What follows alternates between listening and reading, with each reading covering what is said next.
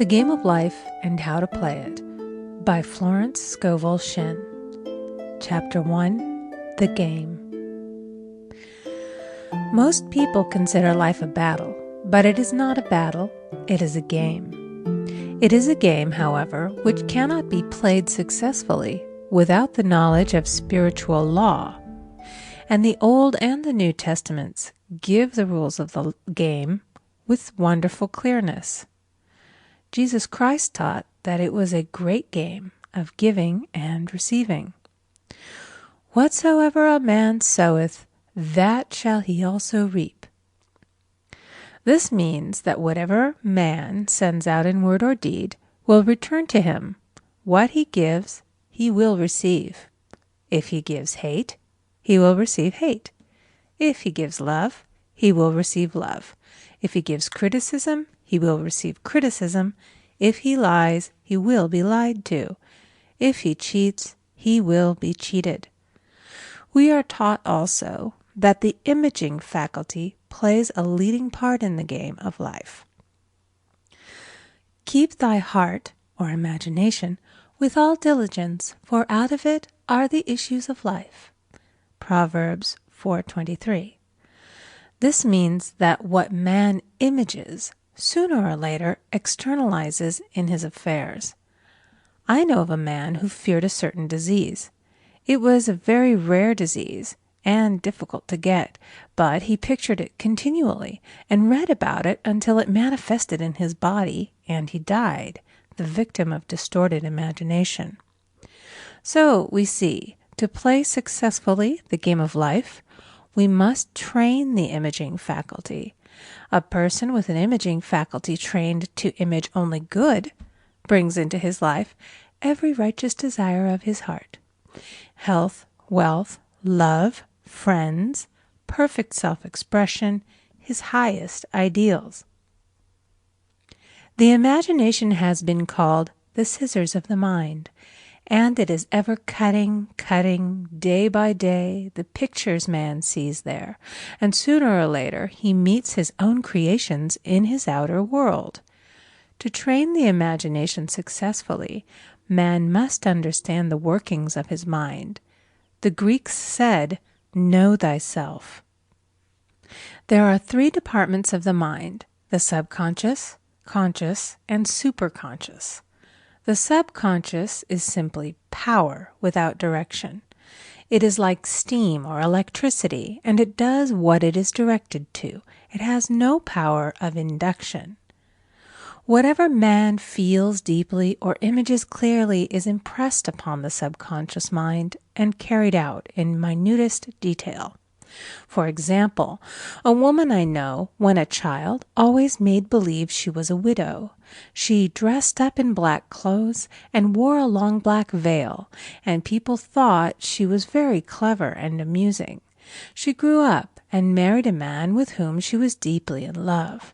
In a short time he died, and she wore black and a sweeping veil for many years. The picture of herself as a widow was so impressed upon the subconscious mind, and in due time worked itself out regardless of the havoc created. The conscious mind has been called mortal or carnal mind. It is the human mind and sees life as it appears to be. It sees death, disaster, sickness, poverty, and limitation of every kind, and it impresses the subconscious. The superconscious mind is the God mind within each man and is the realm of perfect ideas. In it is the perfect pattern spoken of by Plato, the divine design, for there is a divine design for each person. There is a place that you are to fill and no one else can fill, something you are to do which no one else can do. There is a perfect picture of this in the superconscious mind. It usually flashes across the conscious as an unattainable ideal, something too good to be true. In reality, it is man's true destiny, or destination, flashed to him from the infinite intelligence which is within himself. Many people, however, are in ignorance of their true destinies and are striving for things and situations which do not belong to them and would only bring failure and dissatisfaction if attained. For example, a woman came to me and asked me to speak the word that she would marry a certain man with whom she was very much in love. She called him A.B. I replied that this would be a violation of spiritual law, but that I would speak the word for the right man, the divine selection, the man who belonged to her by divine right. I added, if A.B. is the right man, you can't lose him, and if he isn't, you will receive his equivalent. She saw A.B. frequently, but no headway was made in their friendship. One evening she called and said, "Do you know, for the last week, A.B. hasn't seemed so wonderful to me." I replied, "Maybe he is not the divine selection. Another man may be the right one."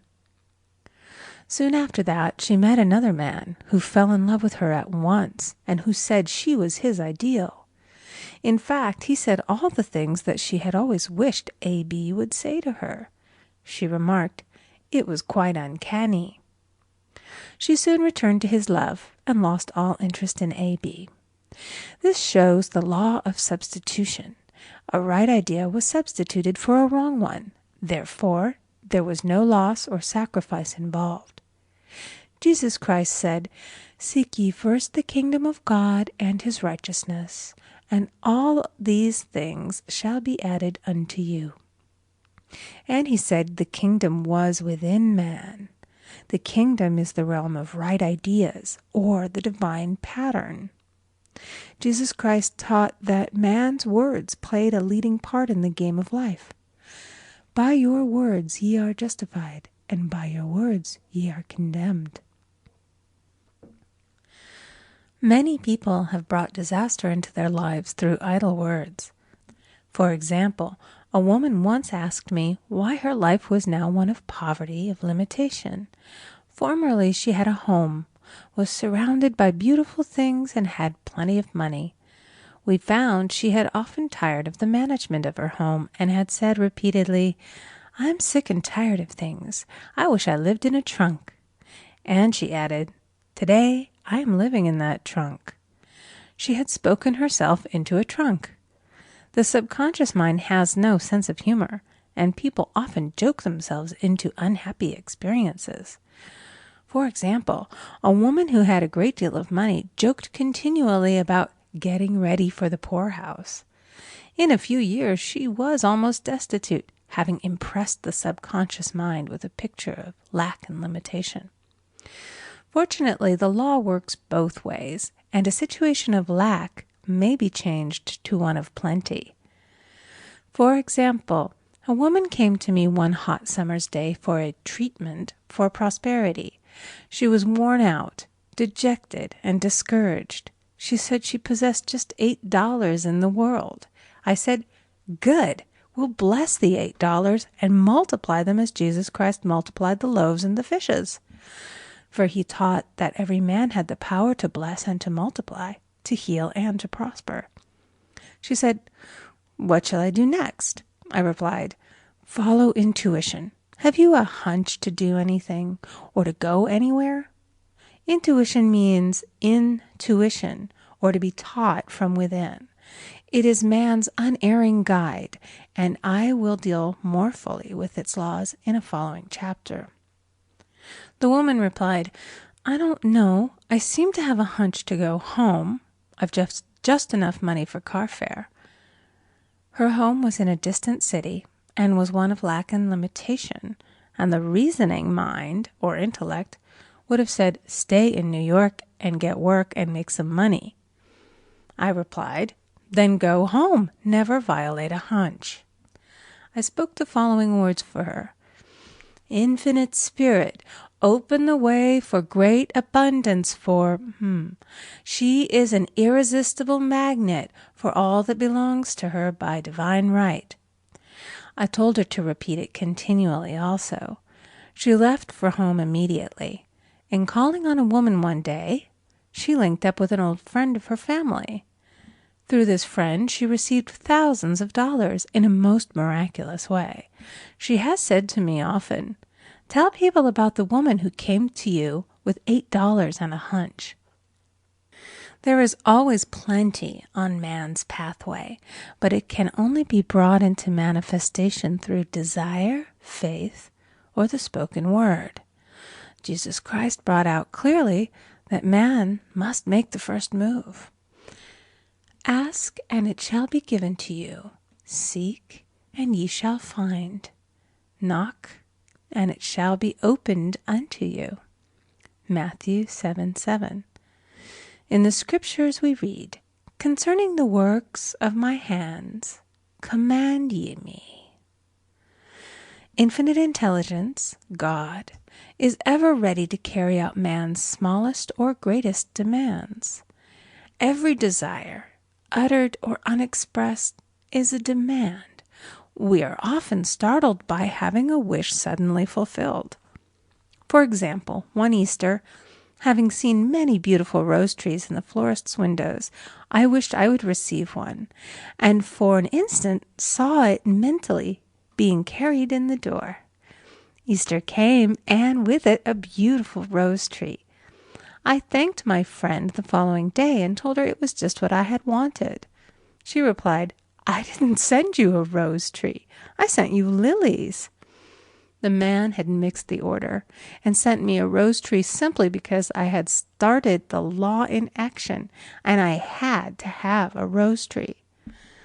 Nothing stands between man and his highest ideals and every desire of his heart but doubt and fear. When man can wish without worrying, every desire will be instantly fulfilled. I will explain more fully in a following chapter the scientific reason for this and how fear must be erased from the consciousness. It is man's only enemy. Fear of lack, fear of failure, fear of sickness, fear of loss, and a feeling of insecurity on some plane. Jesus Christ said, "Why are ye fearful, O ye of little faith?" Matthew 8:26.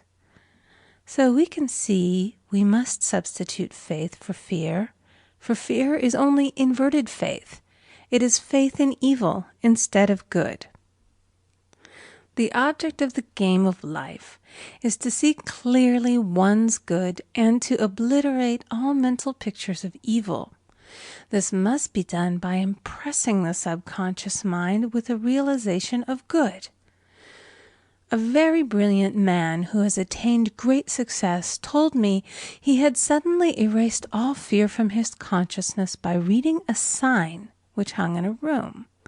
He saw printed in large letters this statement: "Why worry? It will probably never happen." These words were stamped indelibly upon his subconscious mind, and he now has a firm conviction that only good can come into his life, and therefore only good can manifest. In the following chapter, I will deal with the different methods of impressing the subconscious mind. It is man's faithful servant, but one must be careful to give it the right orders. Man has ever a silent listener at his side, his subconscious mind. Every thought, every word is impressed upon it and carried out in amazing detail. It is like a singer making a record on the sensitive disc of the phonographic plate. Every note and tone of the singer's voice is registered. If he coughs or hesitates, it is registered also. So let us break all the old bad records in the subconscious mind, the records of our lives which we do not wish to keep, and make new and beautiful ones. Speak these words aloud with power and conviction. I now smash and demolish by my spoken word every untrue record in my subconscious mind. They shall return to the dust heap of their native nothingness, for they came from my own vain imaginings. I now make my perfect records through the Christ within, the records of health, wealth, love, and perfect self-expression. This is the square of life, the game completed. In the following chapters, I will show how man can change his conditions by changing his words. Any man who does not know the power of the word is behind the times. Death and life are in the power of the tongue. Proverbs 18:21. Chapter 2. The Law of Prosperity. Yea, the Almighty shall be thy defense, and thou shalt have plenty of silver. One of the greatest messages given to the race through the Scriptures is that God is man's supply, and that man can release, through his spoken word, all that belongs to him by divine right. He must, however, have perfect faith in his spoken word. Isaiah said, My word shall not return unto me void, but shall accomplish that whereunto it is sent. We know now that words and thoughts are a tremendous vibratory force, ever molding man's body and affairs. A woman came to me in great distress and said she was to be sued on the 15th of the month for $3,000. She knew no way of getting the money and was in despair. I told her that God was her supply, and that there is a supply for every demand. So I spoke the word. I gave thanks that the woman would receive $3,000 at the right time in the right way. I told her she must have perfect faith and act her perfect faith. The 15th came, but no money had materialized. She called me on the phone and asked what she was to do. I replied, It is Saturday, so they won't sue you today. Your part is to act rich, thereby showing perfect faith that you will receive it by Monday. She asked me to lunch with her to keep her courage. When I joined her at a restaurant, I said, This is no time to economize. Order an expensive luncheon and act as if you have already received the $3,000. All things whatsoever ye ask in prayer, believing ye shall receive. You must act as if you had already received. The next morning she called me on the phone and asked me to stay with her during the day. I said, No, you are divinely protected and God is never too late.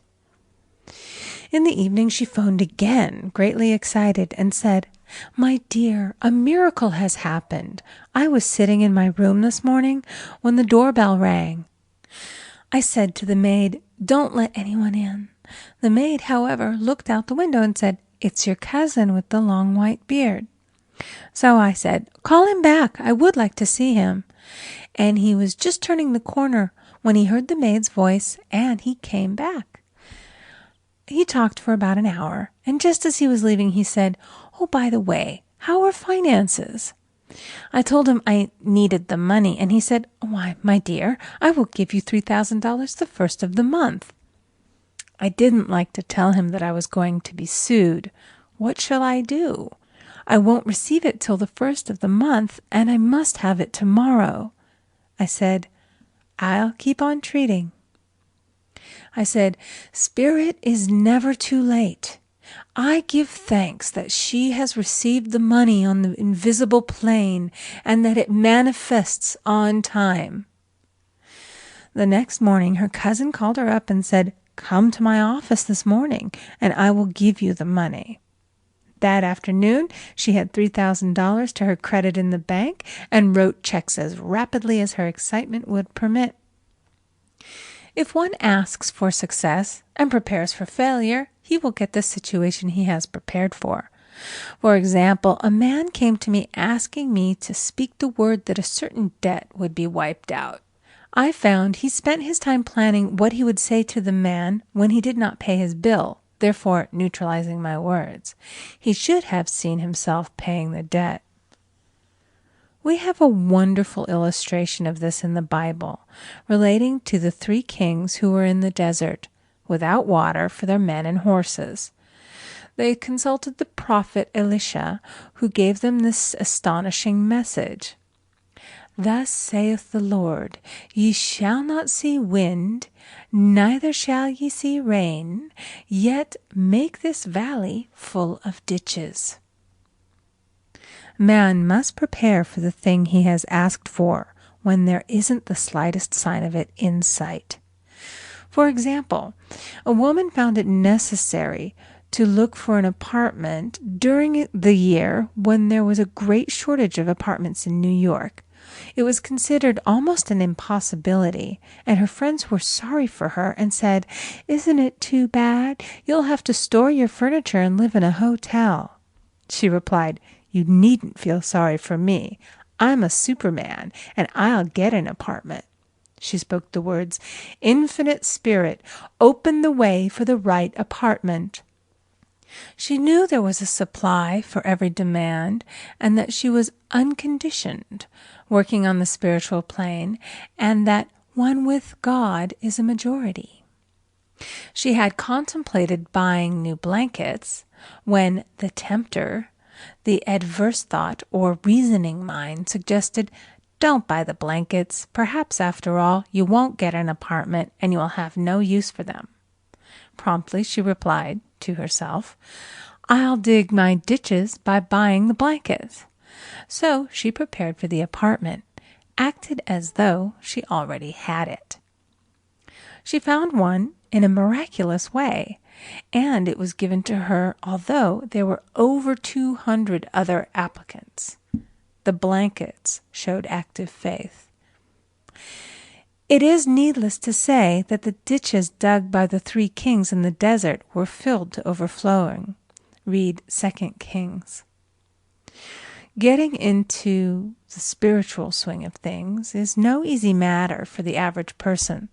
The adverse thoughts of doubt and fear surge from the subconscious. They are the army of the aliens, which must be put to flight. This explains why it is so often darkest before the dawn. A big demonstration is usually preceded by tormenting thoughts. Having made a statement of high spiritual truth, one challenges the old beliefs in the subconscious, and error is exposed to be put out. This is the time when one must make his affirmations of truth repeatedly, and rejoice and give thanks that he has already received. "Before ye call, I shall answer." This means that every good and perfect gift is already man's, awaiting his recognition. Man can only receive what he sees himself receiving. The children of Israel were told that they could have all the land they could see. This is true of every man. He has only the land within his own mental vision. Every great work, every big accomplishment has been brought into manifestation through holding to the vision. And often, just before the big achievement, comes apparent failure and discouragement. The children of Israel, when they reached the promised land, were afraid to go in, for they said it was filled with giants who made them feel like grasshoppers. And there we saw the giants, and we were in our own sight as grasshoppers. This is almost every man's experience. However, the one who knows spiritual law is undisturbed by appearance and rejoices while he is yet in captivity. That is, he holds to his vision and gives thanks that the end is accomplished. He has received. Jesus Christ gave a wonderful example of this. He said to his disciples, "Say not ye, there are yet 4 months, and then cometh the harvest? Behold, I say unto you, lift up your eyes, and look on the fields, for they are ripe already to harvest." His clear vision pierced the world of matter, and he saw clearly the 4th-dimensional world, things as they really are, perfect and complete in divine mind. So man must ever hold the vision of his journey's end and demand the manifestation of that which he has already received. It may be his perfect health, love, supply, self-expression, home, or friends. They are all finished and perfect ideas registered in divine mind, man's own superconscious mind, and must come through him, not to him. For example, a man came to me asking for treatments for success. It was his imperative that he raise, within a certain time, $50,000 for his business. The time limit was almost up when he came to see me in despair. No one wanted to invest in his enterprise, and the bank had flatly refused a loan. I replied, "I suppose you lost your temper while at the bank, therefore your power. You can control any situation if you first control yourself. Go back to the bank," I added, "and I will treat." My treatment was, "You are identified in love with the spirit of everyone connected with the bank. Let the divine idea come out of this situation." He replied, "Woman, you are talking about an impossibility. Tomorrow is Saturday. The bank closes at 12, and my train won't get me there until 10, and the time limit is up tomorrow, and anyway they won't do it. It's too late." I replied, "God doesn't need any time and is never too late. With him, all things are possible." I added, "I don't know anything about business, but I know all about God." He replied, "It all sounds fine when I sit here listening to you, but when I go out, it's terrible." He lived in a distant city, and I did not hear from him for a week. Then came a letter. It read, "You were right. I raised the money, and I will never again doubt the truth of all that you have told me." I saw him a few weeks later, and I said, "What happened? You evidently had plenty of time after all." He replied, "My train was late, and I got there just 15 minutes to 12. I walked into the bank quietly, and I said, 'I have come for the loan,' and they gave it to me without a question." It was the last 15 minutes of the time allotted to him, and Infinite Spirit was not too late. In this instance, the man could never have demonstrated alone. He needed someone to help him hold the vision.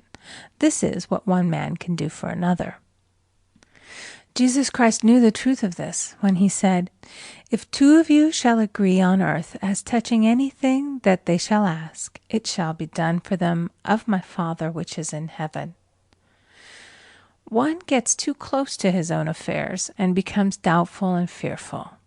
The friend or healer sees clearly the success, health, or prosperity and never wavers because he is not close to the situation.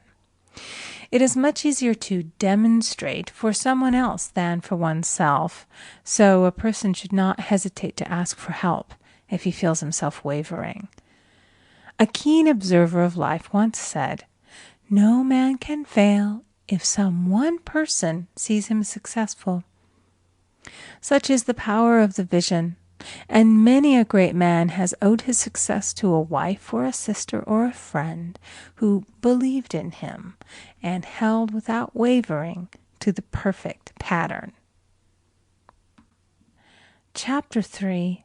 The Power of the Word. "By thy words thou shalt be justified, and by thy words thou shalt be condemned." A person knowing the power of the word becomes very careful of his conversation. He has only to watch the reaction of his words to know that they do not return void. Through his spoken word, man is continually making laws for himself. I knew a man who said, "I always miss a car. It invariably pulls out just as I arrive." His daughter said, "I always catch a car. It's sure to come just as I get there." This occurred for years. Each had made a separate law for himself, one of failure, one of success. This is the psychology of superstitions. The horseshoe or rabbit's foot contains no power, but man's spoken word and belief that it will bring him good luck creates expectancy in the subconscious mind and attracts a lucky situation. I find, however, this will not work when a man has advanced spiritually and knows a higher law. One cannot turn back, and one must put away graven images. For example, 2 men in my class had had great success in business for several months, when suddenly everything went to smash. We tried to analyze the situation, and I found, instead of making their affirmations and looking to God for success and prosperity, they had each bought a lucky monkey. And I said, "Oh, I see. You have been trusting in the lucky monkeys instead of God. Put away the lucky monkeys and call on the law of forgiveness, for man has power to forgive or neutralize his mistakes." They decided to throw the lucky monkeys down a coal hole, and all went well again. This does not mean, however, that one should throw away every lucky ornament or horseshoe about the house, but he must recognize that the power back of it is the one and only power, God, and that the object simply gives him a feeling of expectancy. I was with a friend one day who was in deep despair. In crossing the street, she picked up a horseshoe. Immediately, she was filled with joy and hope. She said God had sent her the horseshoe in order to keep up her courage. It was indeed, at that moment, about the only thing that could have registered in her consciousness. Her hope became faith, and she ultimately made a wonderful demonstration. I wish to make the point clear that the men previously mentioned they were depending on the monkeys alone, while this woman recognized the power back of the horseshoe. I know in my own case it took a long while to get out of a belief that a certain thing brought disappointment. If the thing happened, disappointment invariably followed. I found the only way I could make a change in the subconscious was by asserting, there are not 2 powers, there is only one power, God. Therefore, there are no disappointments, and this means a happy surprise. I noticed a change at once, and happy surprises commenced coming my way. I have a friend who said nothing could induce her to walk under a ladder. I said, if you are afraid, you are giving into a belief in 2 powers, good and evil, instead of one. As God is absolute, there can be no opposing power unless man makes the false of evil for himself.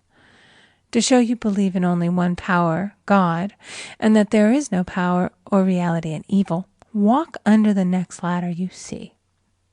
Soon after, she went to her bank. She wished to open her box in the safety deposit vault, and there stood a ladder on her pathway. It was impossible to reach the box without passing under the ladder. She quailed with fear and turned back. She could not face the lion on her pathway. However, when she reached the street, my words rang in her ears, and she decided to turn and walk under it. It was a big moment in her life, for ladders had held her in bondage for years. She retraced her steps to the vault, and the ladder was no longer there. This so often happens. If one is willing to do a thing that he is afraid to do, he does not have to. It is the law of non-resistance, which is so little understood. Someone has said that courage contains genius and magic. Face a situation fearlessly, and there is no situation to face. It falls away of its own weight. The explanation is that fear attracted the ladder on the woman's pathway, and fearlessness removed it. Thus, the invisible forces are ever working for the man who is always pulling the strings himself, though he does not know it. Owing to the vibratory power of words, whatever man voices, he begins to attract. People who continually speak of disease invariably attract it. After man knows the truth, he cannot be too careful of his words. For example, I have a friend who often says on the phone, "Do come to see me and have a fine old-fashioned chat." This old-fashioned chat means an hour of about 500 to 1,000 destructive words, the principal topics being loss, lack, failure, and sickness. I reply, "No, thank you. I've had enough old-fashioned chats in my life. They are too expensive, but I will be glad to have a new-fashioned chat and talk about what we want, not what we don't want." There is an old saying that man only dares to use his words for three purposes: to heal, bless, or prosper. What man says of others will be said of him, and what he wishes for another he is wishing for himself. Curses like chickens come home to roost. If a man wishes someone bad luck, he is sure to attract bad luck himself. If he wishes to aid someone to success, he is wishing and aiding himself to success. The body may be renewed and transformed through the spoken word and clear vision, and disease be completely wiped out of the consciousness. The metaphysician knows that all disease has a mental correspondence, and in order to heal the body, one must first heal the soul. The soul is the subconscious mind, and it must be saved from wrong thinking. In the 23rd Psalm we read, "He restoreth my soul." This means that the subconscious mind or soul must be restored with the right ideas, and the mystical marriage is the marriage of the soul and the spirit, or the subconscious and superconscious mind. They must be one. When the subconscious is flooded with the perfect ideas of the superconscious, God and man are one. I and the Father are one. That is, he is one with the realm of perfect ideas. He is the man made in God's likeness and image, imagination, and is given power and dominion over all created things, his mind, body, and affairs. It is safe to say that all sickness and unhappiness come from the violation of the law of love. A new commandment I give unto you, love one another. And in the game of life, love or goodwill takes every trick. For example, a woman I know had, for years, an appearance of a terrible skin disease. The doctors told her it was incurable, and she was in despair. She was on the stage, and she feared she would soon have to give up her profession, and she had no other means of support. She, however, procured a good engagement, and on the opening night made a great hit. She received flattering notices from the critics, and was joyful and elated. The next day she received a notice of dismissal. A man in the cast had been jealous of her success and had caused her to be sent away. She felt hatred and resentment taking complete possession of her, and she cried out, "Oh God, don't let me hate that man." That night she worked for hours in the silence. She said, "I soon came into a very deep silence. I seemed to be at peace with myself, with the man, and with the whole world. I continued this for 2 following nights, and on the 3rd day I found I was healed completely of the skin disease." In asking for love or goodwill, she had fulfilled the law, for love is the fulfilling of the law, and the disease, which came from the subconscious resentment, was wiped out. Continual criticism produces rheumatism, as critical, inharmonious thoughts cause unnatural deposits in the blood which settle in the joints. False growths are caused by jealousy, hatred, unforgiveness, fear, etc. Every disease is caused by a mind not at ease. I said once in my class, there is no use asking anyone, "What's the matter with you?" We might as well just say, "Who's the matter with you?" Unforgiveness is the most prolific cause of disease. It will harden arteries or liver and affect the eyesight. In its train are endless ills. I called on a woman one day who said she was ill from having eaten a poisoned oyster. I replied, "Oh no, the oyster was harmless. You poisoned the oyster. What's the matter with you?" She answered, "Oh, about 19 people." She had quarreled with 19 people and had become so inharmonious that she attracted the wrong oyster. Any inharmony on the external indicates there is mental inharmony. As the within, so the without. Man's only enemies are within himself, and a man's foes shall be they of his own household. Personality is one of the last enemies to be overcome, as this planet is taking its initiation in love. It was Christ's message, peace on earth, goodwill toward man.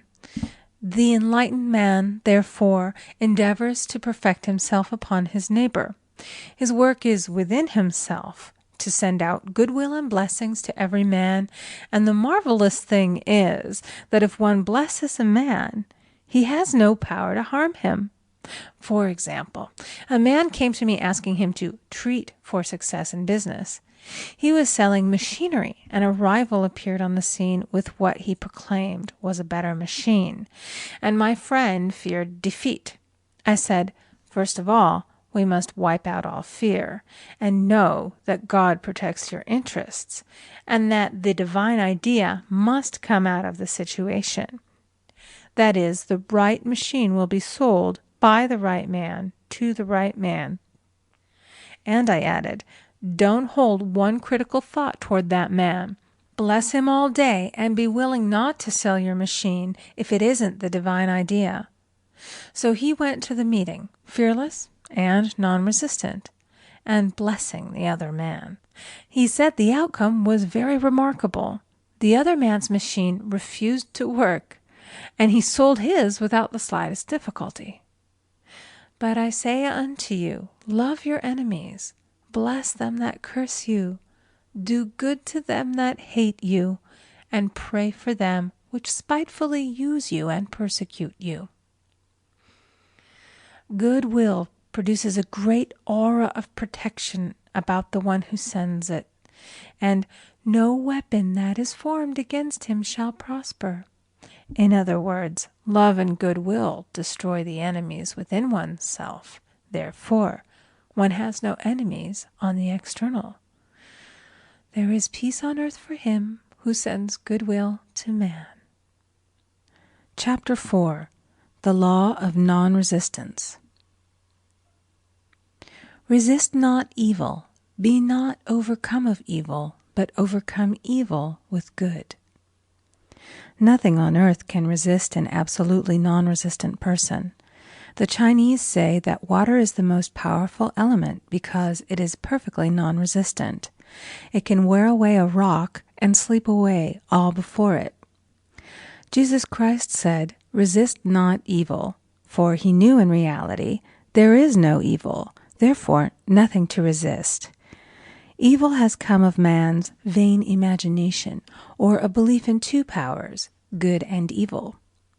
There is an old legend that Adam and Eve ate of Maya, the tree of illusion, and saw two powers instead of one power, God. Therefore, evil is a false law man has made for himself through psychoma, or soul sleep. Soul sleep means that man's soul has been hypnotized by the race belief of sin, sickness, and death, etc., which is carnal or mortal thought, and his affairs have outpictured his illusions. We have read in a preceding chapter that man's soul is his subconscious mind, and whatever he feels deeply, good or bad, is outpictured by that faithful servant. His body and affairs show forth what he has been picturing. The sick man has pictured sickness, the poor man poverty, the rich man wealth. Young people often say, "Why does a little child attract illness when it is too young to even know what it means?" I answer that children are sensitive and receptive to the thoughts of others about them, and often outpicture the fears of their parents.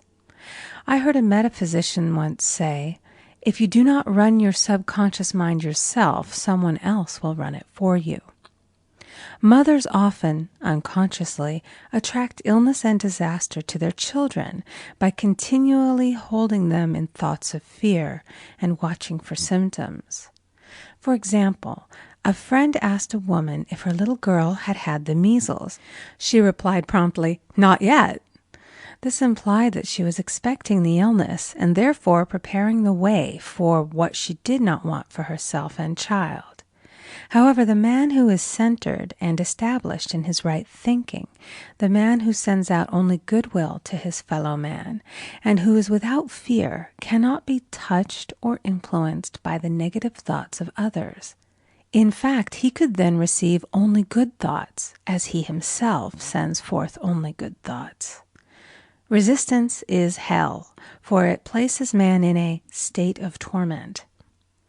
A metaphysician once gave me a wonderful recipe for taking every trick in the game of life. It is the acme of non-resistance. He gave it in this way. At one time in my life, I baptized children, and of course they had many names. Now I no longer baptize children, but I baptize events. But I give every event the same name. If I have a failure, I baptize it success. In the name of the Father, and of the Son, and of the Holy Ghost. In this we see the great law of transmutation, founded on non-resistance. Through his spoken word, every failure was transmuted into success. For example, a woman who required money, who knew the spiritual law of opulence, was thrown continually in a business way with a man who made her feel very poor. He talked lack and limitation, and she commenced to catch his poverty thoughts. So she disliked him and blamed him for her failure. She knew in order to demonstrate her supply, she must first feel that she had received. A feeling of opulence must precede its manifestation. It dawned upon her one day that she was resisting the situation and seeing two powers instead of one. So she blessed the man and baptized the situation. Success, she affirmed. As there is only one power, God, this man is here for my good and my prosperity. Just what he did not seem to be there for. Soon after that, she met, through this man, a woman who gave her, for a service rendered, several $1,000s, and the man moved to a distant city and faded harmoniously from her life. Make the statement, "Every man is a golden link in the chain of my good," for all men are God in manifestation, awaiting the opportunity given by man himself to serve the divine plan of his life. Bless your enemy, and you rob him of his ammunition. His arrows will be transmuted into blessings. This law is true of nations as well as individuals. Bless a nation, send love and goodwill to every inhabitant, and it is robbed of its power to harm. Man can only get the right idea of non-resistance through spiritual understanding. My students have often said, "I don't want to be a doormat." I reply, when you use non-resistance with wisdom, no one will ever be able to walk over you. Another example. One day I was impatiently awaiting an important telephone call. I resisted every call that came in and made no outgoing calls myself, reasoning that it might interfere with the one I was awaiting. Instead of saying, "Divine ideas never conflict, the call will come at the right time," leaving it to infinite intelligence to arrange, I commenced to manage things myself. I made the battle mine, not God's, and remained tense and anxious. The bell did not ring for about an hour, and I glanced at the phone and found the receiver had been off that length of time, and the phone was disconnected. My anxiety, fear, and belief in interference had brought on a total eclipse of the telephone. Realizing what I had done, I commenced blessing the situation at once. I baptized it success and affirmed, I cannot lose any call that belongs to me by divine right. I am under grace and not under law. A friend rushed out to the nearest telephone to notify the company to reconnect. She entered a crowded grocery, but the proprietor left his customers and attended to the call himself. My phone was connected at once, and 2 minutes later I received a very important call, and about an hour afterward, the one I had been awaiting. One's ships come in over a calm sea. So long as man resists a situation, he will have it with him. If he runs away from it, it will run after him. For example, I repeated this to a woman one day, and she replied, "How true that is. I was unhappy at home. I disliked my mother, who was critical and domineering. So I ran away and was married. But I married my mother, for my husband was exactly like my mother, and I had the same situation to face again. Agree with thine adversary quickly." That means agree that the adverse situation is good. Be undisturbed by it, and it falls away of its own weight. None of these things move me is a wonderful affirmation. The inharmonious situation comes from some inharmony within man himself. When there is in him no emotional response to an inharmonious situation, it fades away forever from his pathway. So we see man's work is ever with himself. People have said to me, "Give treatments to change my husband or my brother." I reply, "No, I will give treatments to change you. When you change, your husband and your brother will change." One of my students was in the habit of lying. I told her it was a failure method, and if she lied, she would be lied to. She replied, "I don't care. I can't possibly get along without lying." One day she was speaking on the phone to a man with whom she was very much in love. She turned to me and said, "I don't trust him. I know he's lying to me." I replied, "Well, you lie yourself, so someone has to lie to you, and you will be sure it will be just the person you want the truth of." Sometime after that I saw her, and she said, "I'm cured of lying." I questioned, "What cured you?" She replied, "I've been living with a woman who lied worse than I did." One is often cured of his faults by seeing them in others. Life is a mirror, and we find only ourselves reflected in our associates. Living in the past is a failure method and a violation of spiritual law. Jesus Christ said, "Behold, now is the accepted time. Now is the day of salvation." Lot's wife looked back and was turned into a pillar of salt. The robbers of time are the past and the future. Man should bless the past and forget it, if it keeps him in bondage, and bless the future, knowing it has in store for him endless joys. But live fully in the now. For example, a woman came to me complaining that she had no money with which to buy Christmas gifts. She said, "Last year was so different. I had plenty of money and gave lovely presents, and this year I scarcely have a cent." I replied, "You will never demonstrate money while you are pathetic and live in the past. Live fully in the now and get ready to give Christmas presents. Dig your ditches and the money will come." She exclaimed, "I know what to do. I'll buy some tinsel, twine, Christmas seals, and wrapping paper." I replied, "Do that, and the presents will come and stick themselves to the Christmas seals." This, too, was showing financial fearlessness and faith in God, as the reasoning mind said, "Keep every cent you have, as you are not sure you will get any more." She bought her seals, paper, and twine, and a few days before Christmas received a gift of several $100s. Buying the seals and twine had impressed the subconscious with expectancy and opened the way for the manifestation of the money. She purchased all the presents in plenty of time. Man must live suspended in the moment. Look well, therefore, to this day. Such is the salutation of the dawn. He must be spiritually alert, ever waiting his leads, taking advantage of every opportunity. One day I said continually, silently, "Infinite Spirit, don't let me miss a trick." And something very important was told to me that evening. It is most necessary to begin the day with the right words. Make an affirmation immediately upon waking. For example, "Thy will be done this day. Today is a day of completion. I give thanks for this perfect day.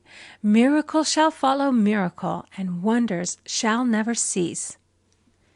Make this a habit, and one will see wonders and miracles come into his life. One morning I picked up a book and read, "Look with wonder at that which is before you." It seemed to be my message for the day, so I repeated it again and again. Look with wonder at that which is before you. At about noon, a large sum of money was given to me, which I had been desiring for a certain purpose. In the following chapter, I will give affirmations that I have found most effective. However, one should never use an affirmation unless it is absolutely satisfying and convincing to his own consciousness. And often an affirmative is changed to suit different people. For example, the following has brought success to many. I have a wonderful work in a wonderful way. I give wonderful service for wonderful pay. I gave the first 2 lines to one of my students, and she added the last 2. It made a most powerful statement, as there should always be perfect payment for perfect service, and a rhyme sinks easily into the subconscious. She went about singing it aloud, and soon did receive wonderful work in a wonderful way, and gave wonderful service for wonderful pay. Another student, a businessman, took it and changed the word to business. He repeated, "I have a wonderful business in a wonderful way, and I give wonderful service for wonderful pay." That afternoon he made a $41,000 deal, though there had been no activity in his affairs for months. Every affirmation must be carefully worded and completely cover the ground. For example, I knew a woman who was in great need and made a demand for work. She received a great deal of work, but was never paid anything. She now knows to add wonderful service for wonderful pay. It is man's divine right to have plenty, more than enough. His barns should be full, and his cup should flow over. This is God's idea for man, and when man breaks down the barriers of lack in his own consciousness, the golden age will be his, and every righteous desire of his heart fulfilled. Chapter 5. The Law of Karma and the Law of Forgiveness. Man receives only that which he gives. The game of life is a game of boomerangs. Man's thoughts, deeds, and words return to him sooner or later with astounding accuracy. This is the law of karma, which is Sanskrit for comeback. Whatsoever a man soweth, that shall he also reap.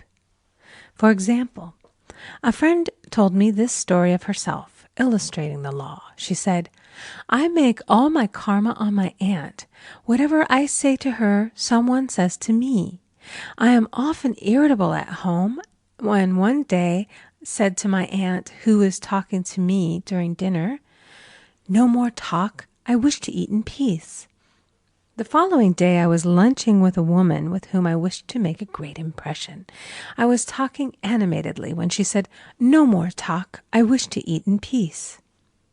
My friend is high in consciousness, so her karma returns much more quickly than to one on the mental plane. The more man knows, the more he is responsible for, and a person with a knowledge of spiritual law, which he does not practice, suffers greatly in consequence. The fear of the Lord, law, is the beginning of wisdom. If we read the word Lord, law, It will make many passages in the Bible much clearer. Vengeance is mine, I will repay, saith the Lord. Law. It is the law which takes vengeance, not God. God sees man perfect, created in his own image, imagination, and given power and dominion. This is the perfect idea of man, registered in divine mind, awaiting man's recognition. For man can only be what he sees himself to be, and only attain what he sees himself attaining. Nothing ever happens without an onlooker, is an ancient saying. Man first sees his failure or success, his joy or sorrow, before it swings into visibility from the scenes set in his own imagination. We have observed this in the mother picturing disease for her child, or a woman seeing success for her husband. Jesus Christ said, "And ye shall know the truth, and the truth shall make you free." So we see freedom from all unhappy conditions comes through knowledge, a knowledge of spiritual law. Obedience precedes authority, and the law obeys man when he obeys the law. The law of electricity must be obeyed before it becomes man's servant. When handled ignorantly, it becomes man's deadly foe. So with the laws of mind. For example, a woman with a strong personal will wished she owned a house which belonged to an acquaintance, and she often made mental pictures of herself living in the house. In the course of time, the man died, and she moved into the house. Several years afterwards, coming into the knowledge of spiritual law, she said to me, "Do you think I had anything to do with that man's death?" I replied, "Yes, your desire was so strong, everything made way for it.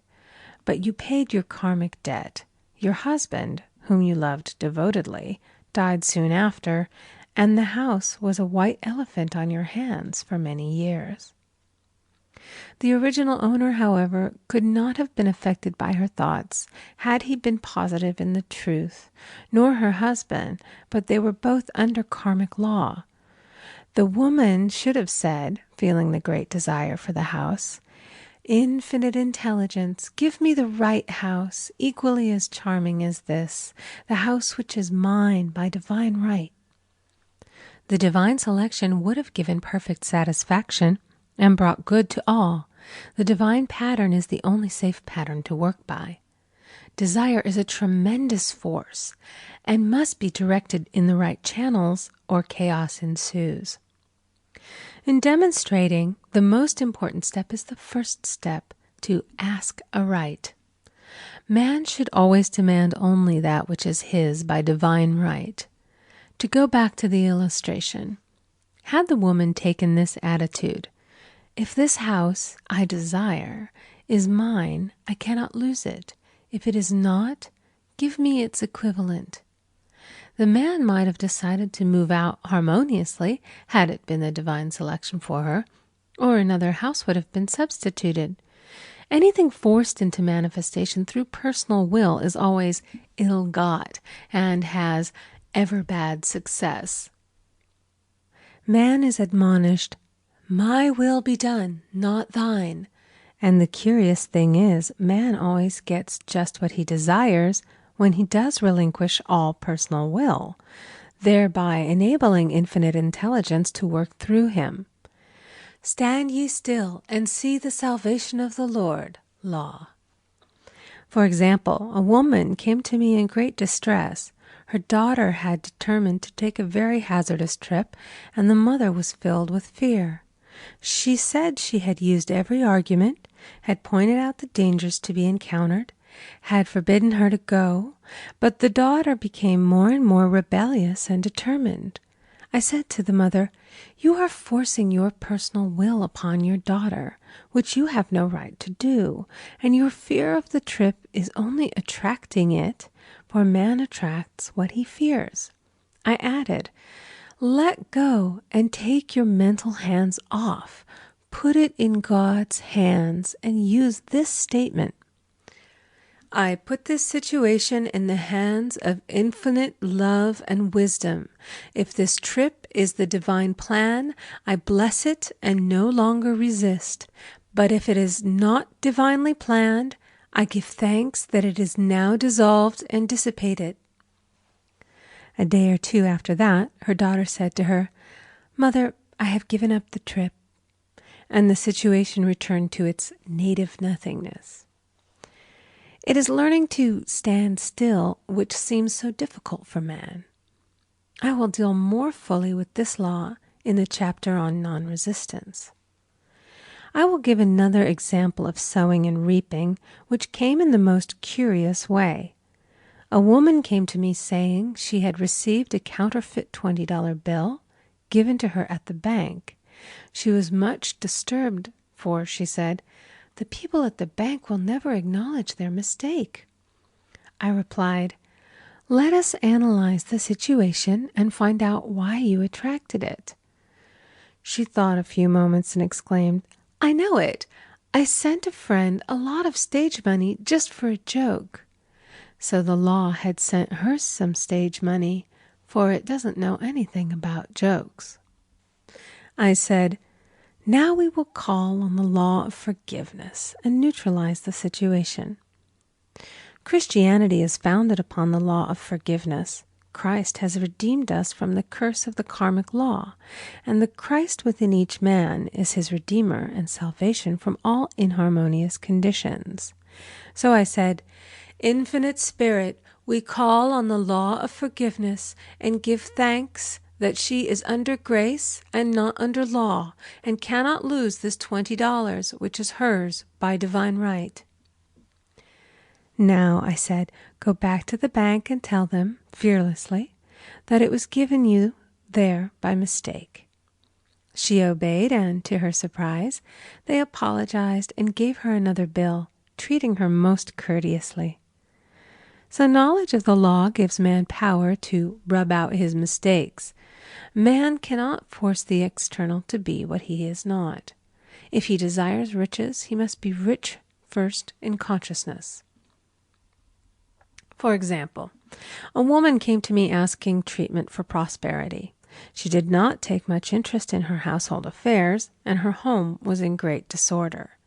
I said to her, "If you wish to be rich, you must be orderly. All men with great wealth are orderly, and order is heaven's first law." I added, "You will never become rich with a burnt match in the pincushion." She had a good sense of humor and commenced immediately putting her house in order. She rearranged furniture, straightened out her bureau drawers, cleaned rugs, and soon made a big financial demonstration, a gift from a relative. The woman herself became made over and keeps herself keyed up financially by being ever watchful of the external and expecting prosperity, knowing God is her supply.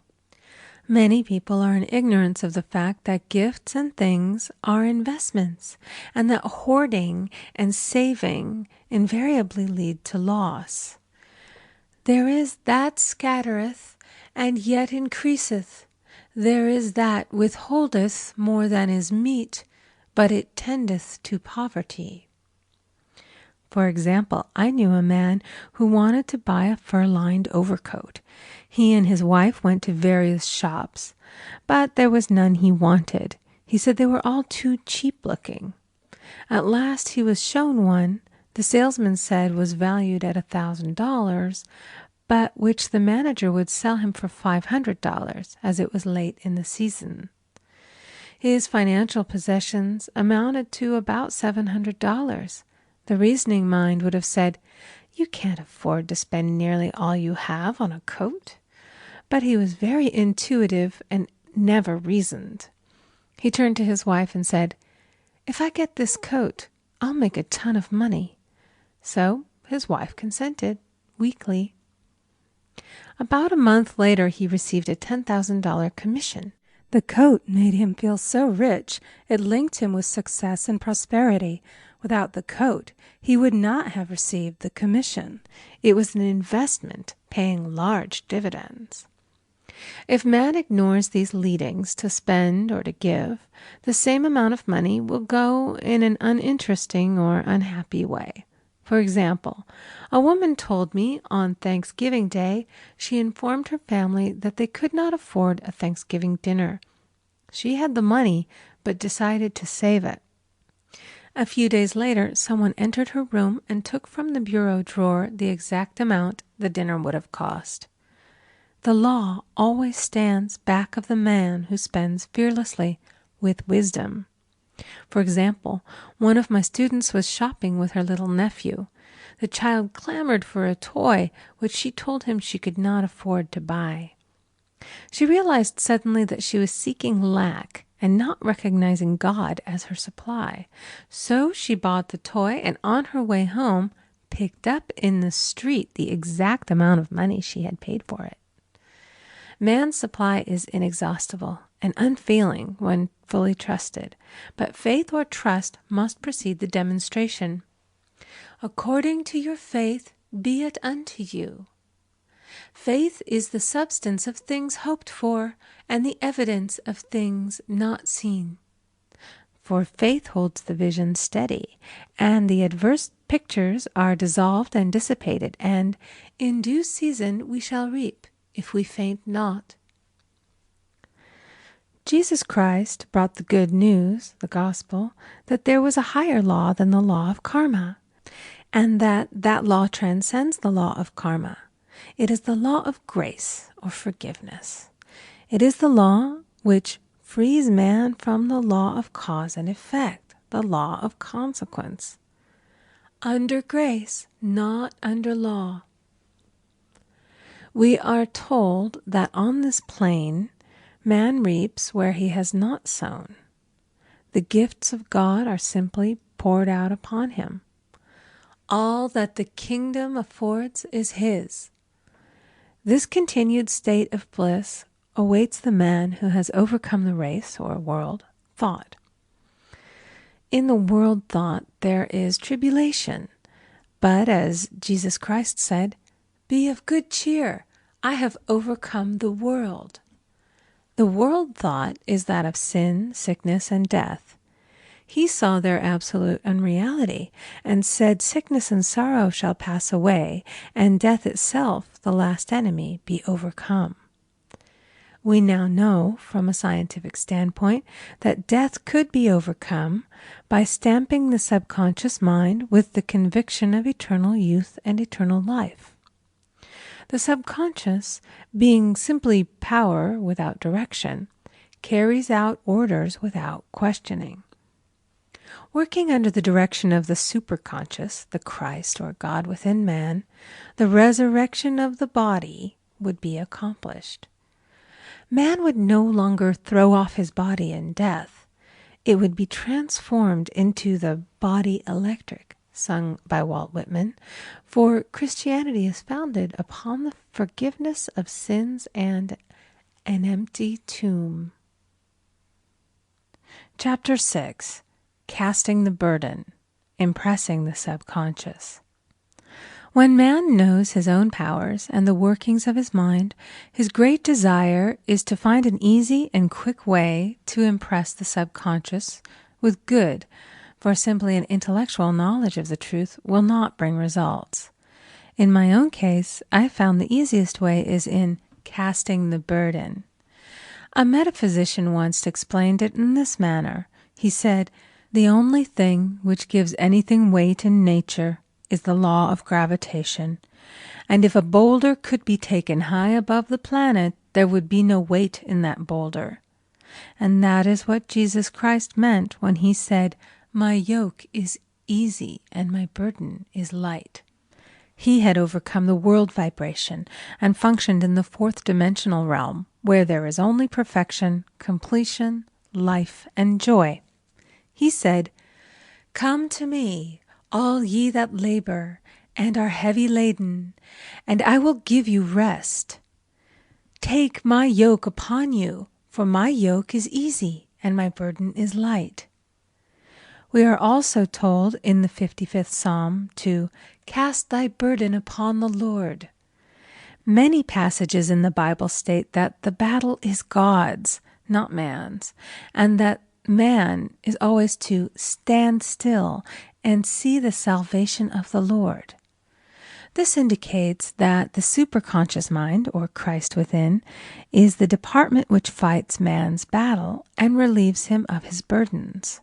We see, therefore, that man violates law if he carries a burden, and a burden is an adverse thought or condition, and this thought or condition has its root in the subconscious. It seems almost impossible to make any headway directing the subconscious from the conscious or reasoning mind, as the reasoning mind, the intellect, is limited in its conceptions and filled with doubts and fears. How scientific is it, then, to cast the burden upon the superconscious mind, or Christ within, where it is made light or dissolved into its native nothingness? For example, a woman in urgent need of money may light upon the Christ within, the superconscious, with the statement, "I cast this burden of lack on the Christ within, and I go free to have plenty." The belief in lack was her burden, and as she cast it upon the superconscious with its belief of plenty, an avalanche of supply was the result. We read, "The Christ in you, the hope of glory." Another example. One of my students had been given a new piano, and there was no room in her studio for it until she had moved out the old one. She was in a state of perplexity. She wanted to keep the old piano, but knew of no place to send it. She became desperate, as the new piano was to be sent immediately. In fact, was on its way, with no place to put it.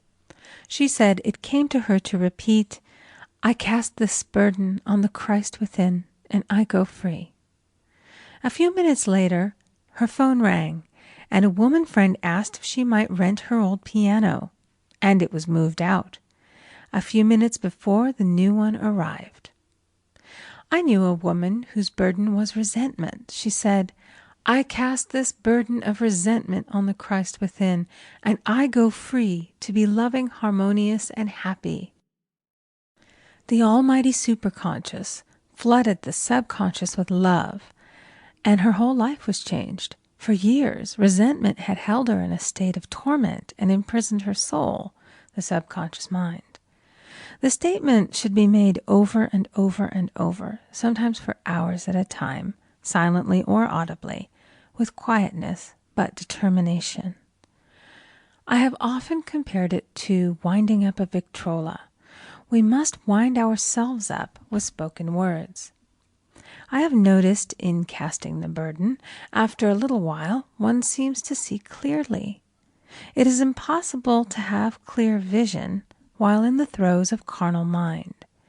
Doubts and fear poison the mind and body, and imagination runs riot, attracting disaster and disease.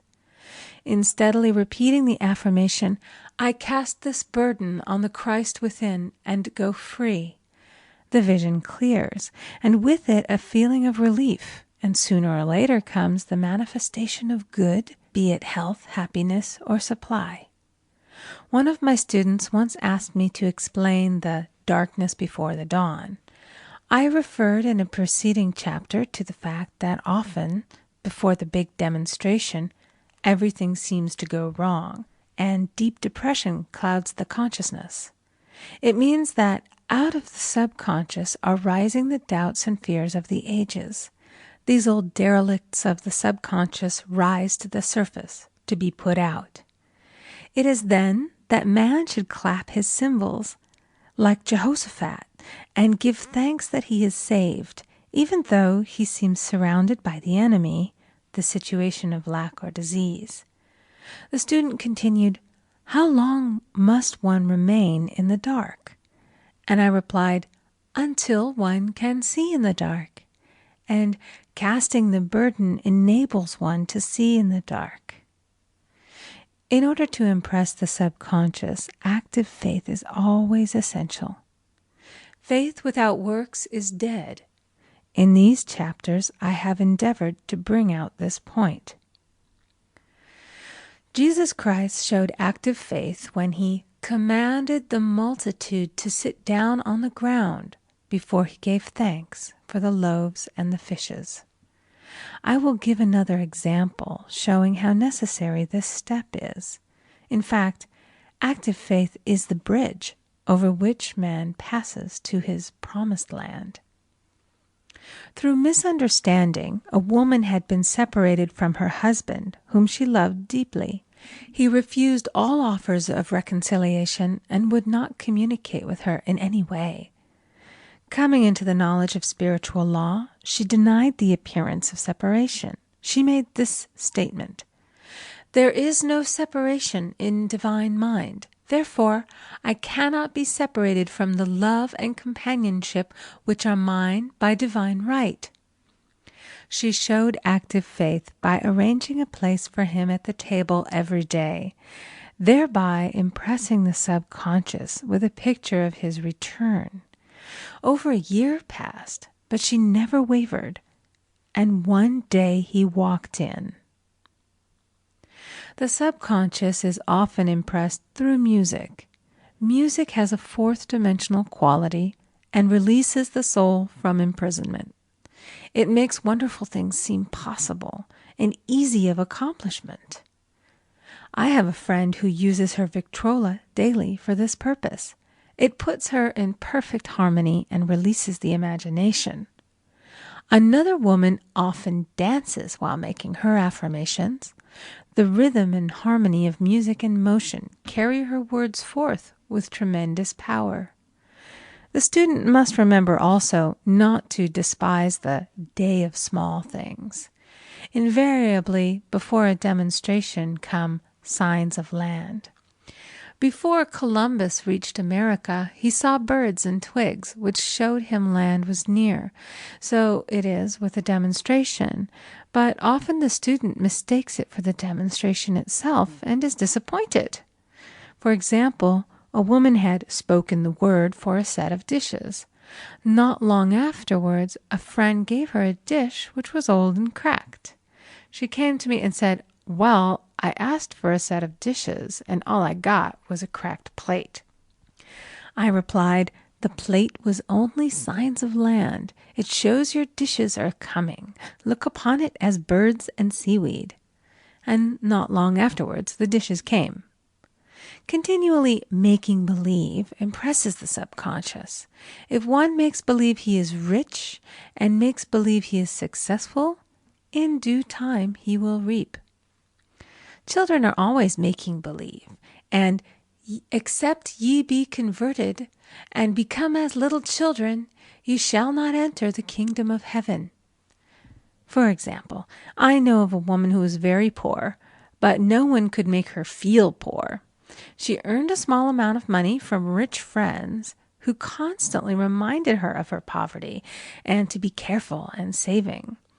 Regardless of their admonitions, she would spend all her earnings on a hat or make someone a gift and be in a rapturous state of mind. Her thoughts were always centered on beautiful clothes and rings and things, but without envying others. She lived in the world of the wondrous, and only riches seemed real to her. Before long, she married a rich man, and the rings and things became visible. I do not know whether the man was the divine selection, but opulence had to manifest in her life, as she had imaged only opulence. There is no peace or happiness for man until he has erased all fear from the subconscious. Fear is misdirected energy and must be redirected or transmuted into faith. Jesus Christ said, "Why are ye fearful, O ye of little faith? All things are possible to him that believeth."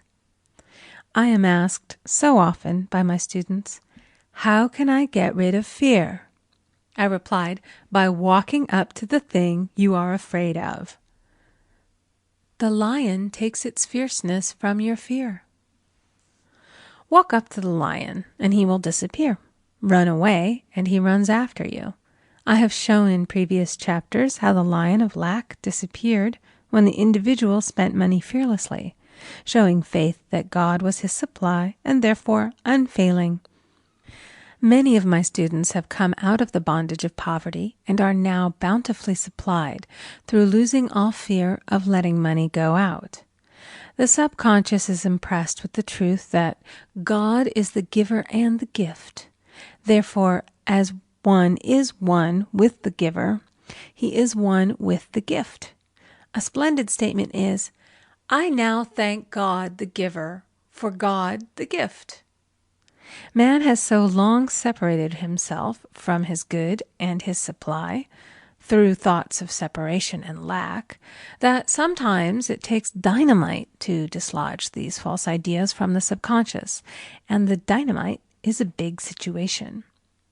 We see in the foregoing illustration how the individual was freed from his bondage by showing fearlessness. Man should watch himself hourly to detect if his motive for action is fear or faith. Choose ye this day whom we shall serve, fear or faith. Perhaps one's fear is of personality. Then do not avoid the people feared. Be willing to meet them cheerfully, and they will either prove golden links in the chain of one's good, or disappear harmoniously from one's pathway. Perhaps one's fear is of disease or germs. Then one should be fearless and undisturbed in a germ-laden situation, and he would be immune. One can only contract germs while vibrating at the same rate as the germ, and fear drags men down to the level of the germ. Of course, the disease-laden germ is the product of carnal mind, as all thought must objectify. Germs do not exist in the superconscious or divine mind, therefore are the products of man's vain imagination. In the twinkling of an eye, man's release will come when he realizes there is no power in evil. The material world will fade away, and the fourth dimensional world, the world of the wondrous, will swing into manifestation. And I saw a new heaven and a new earth, and there shall be no more death, neither sorrow nor crying, neither shall there be any more pain, for the former things are passed away. Chapter 7. Love. Every man on this planet is taking his initiation in love.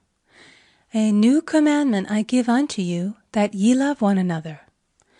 Ouspensky states in Tertium Organum that love is a cosmic phenomenon and opens to man the fourth dimensional world, the world of the wondrous.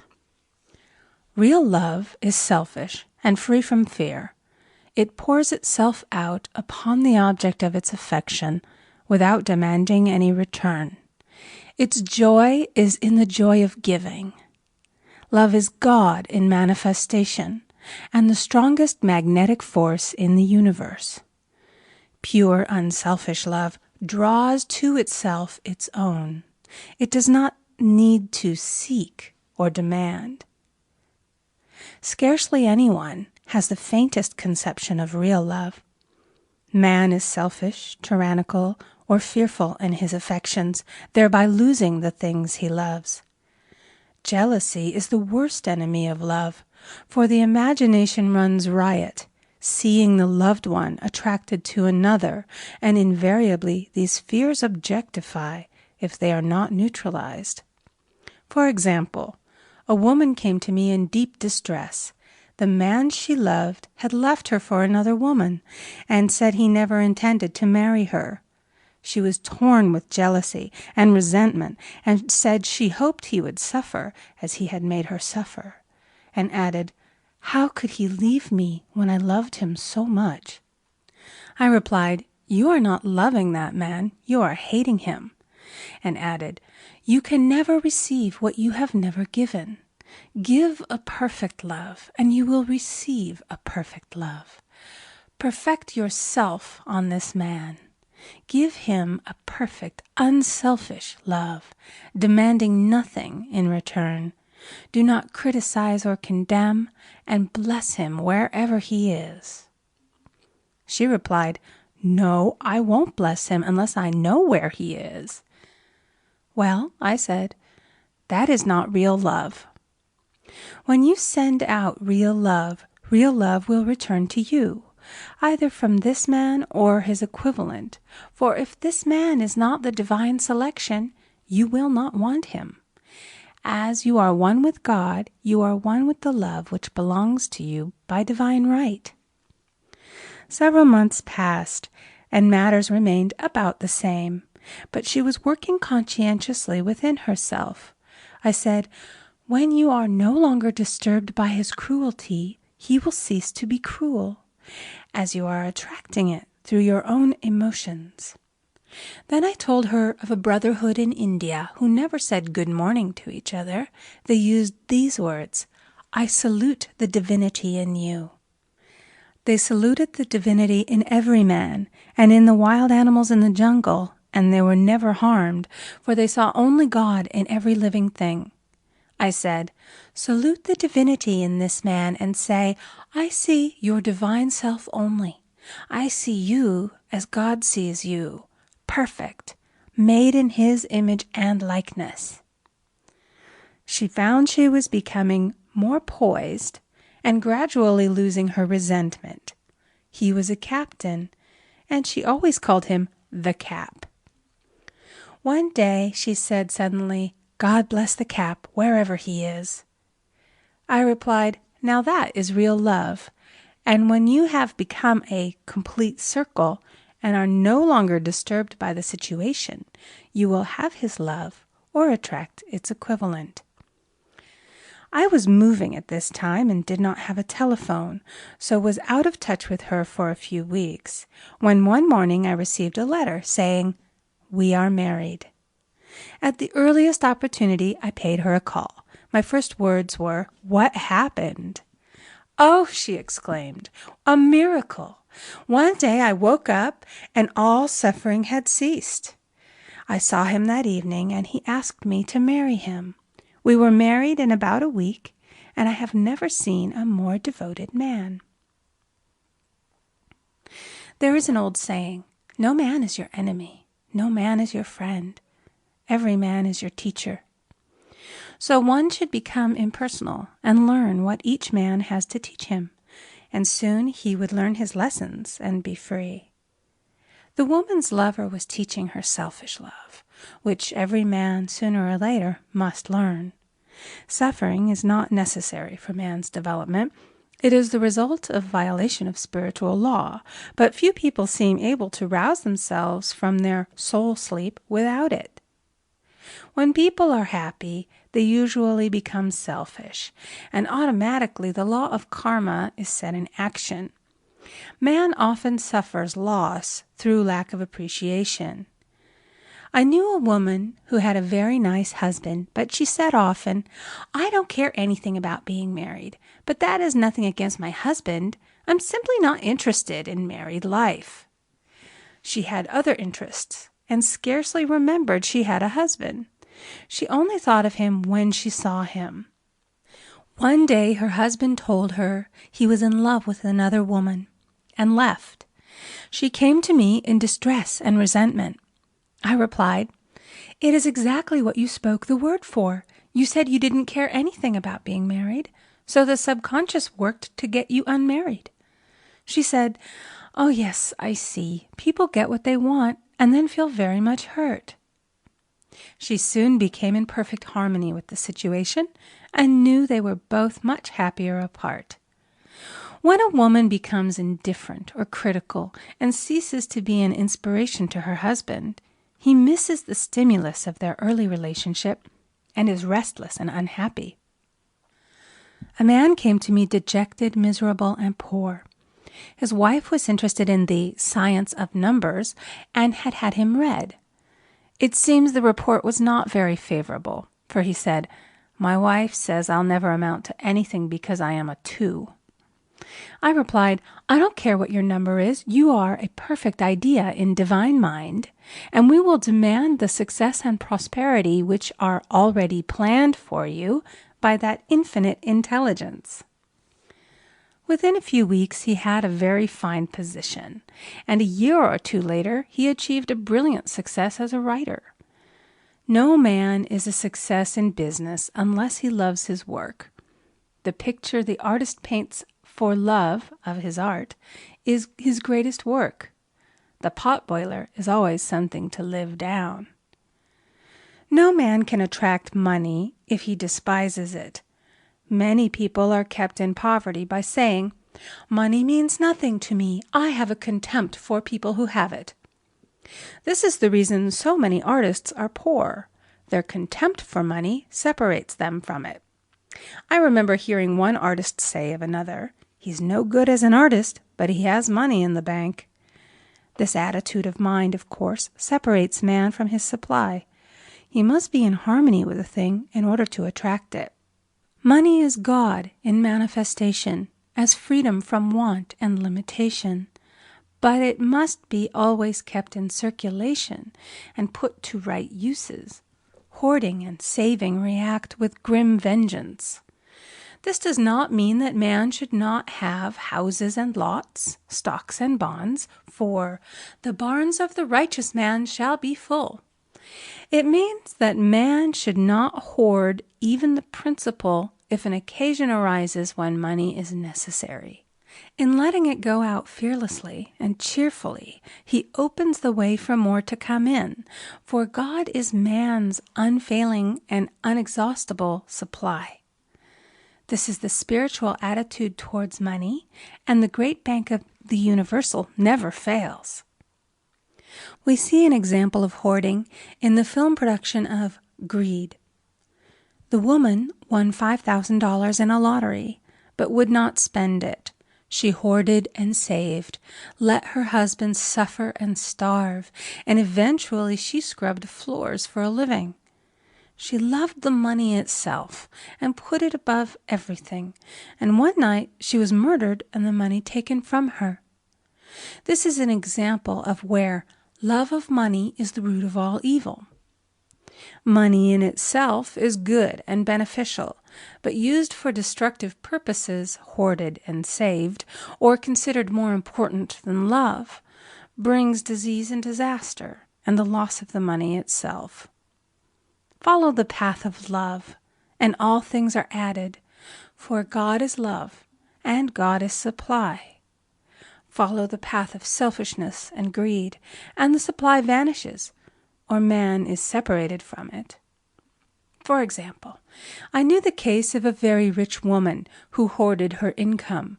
She rarely gave anything away, but bought and bought and bought things for herself.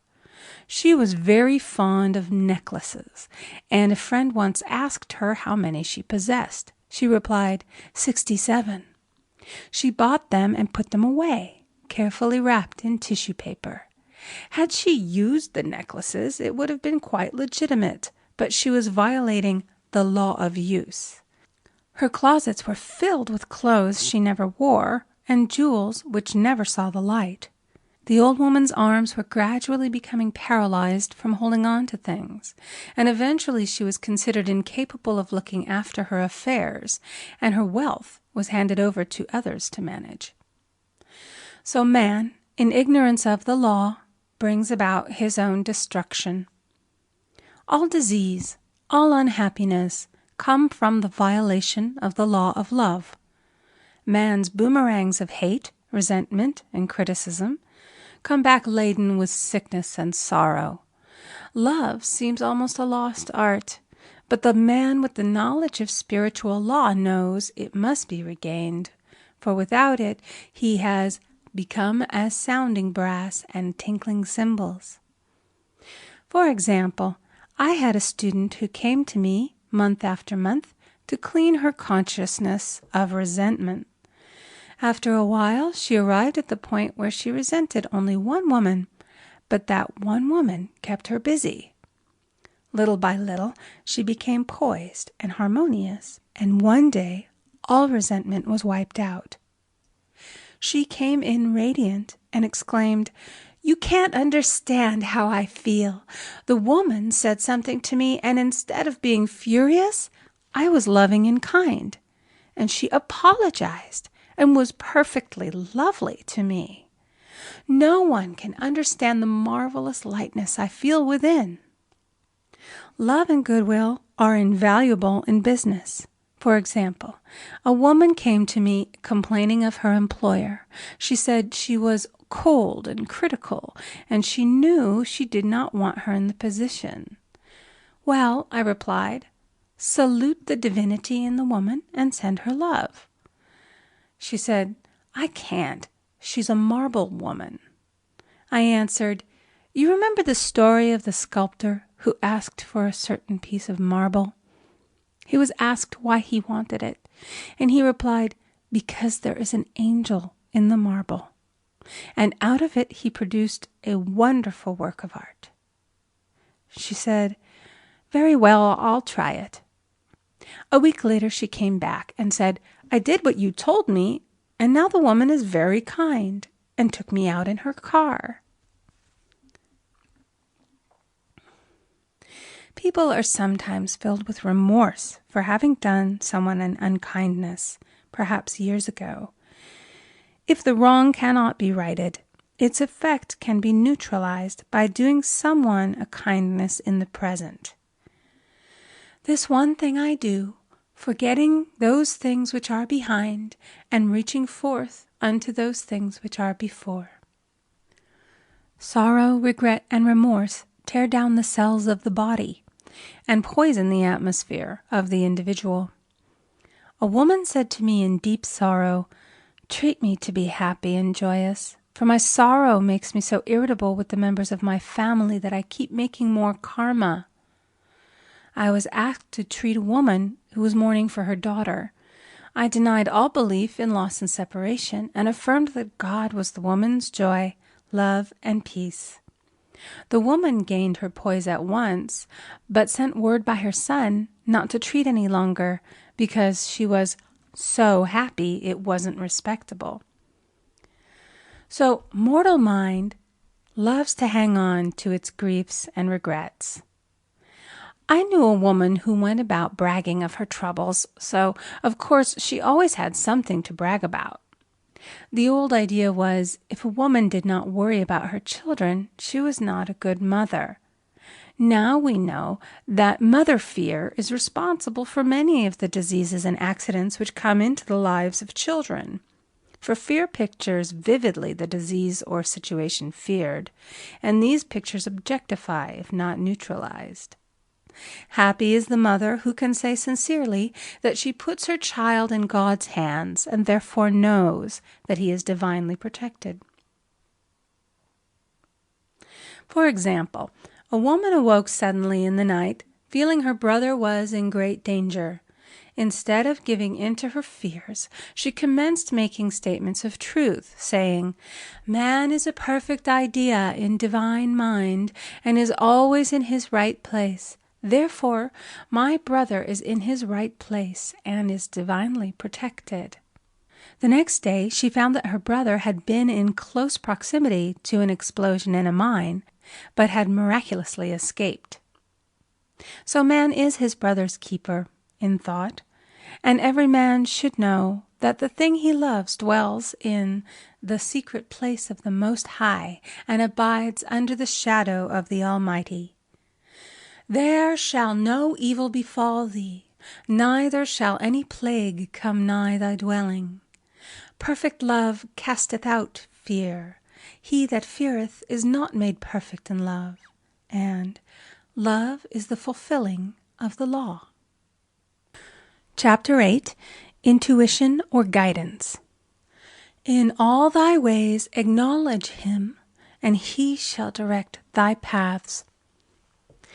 There is nothing too great of accomplishment for the man who knows the power of his word, and who follows his intuitive leads.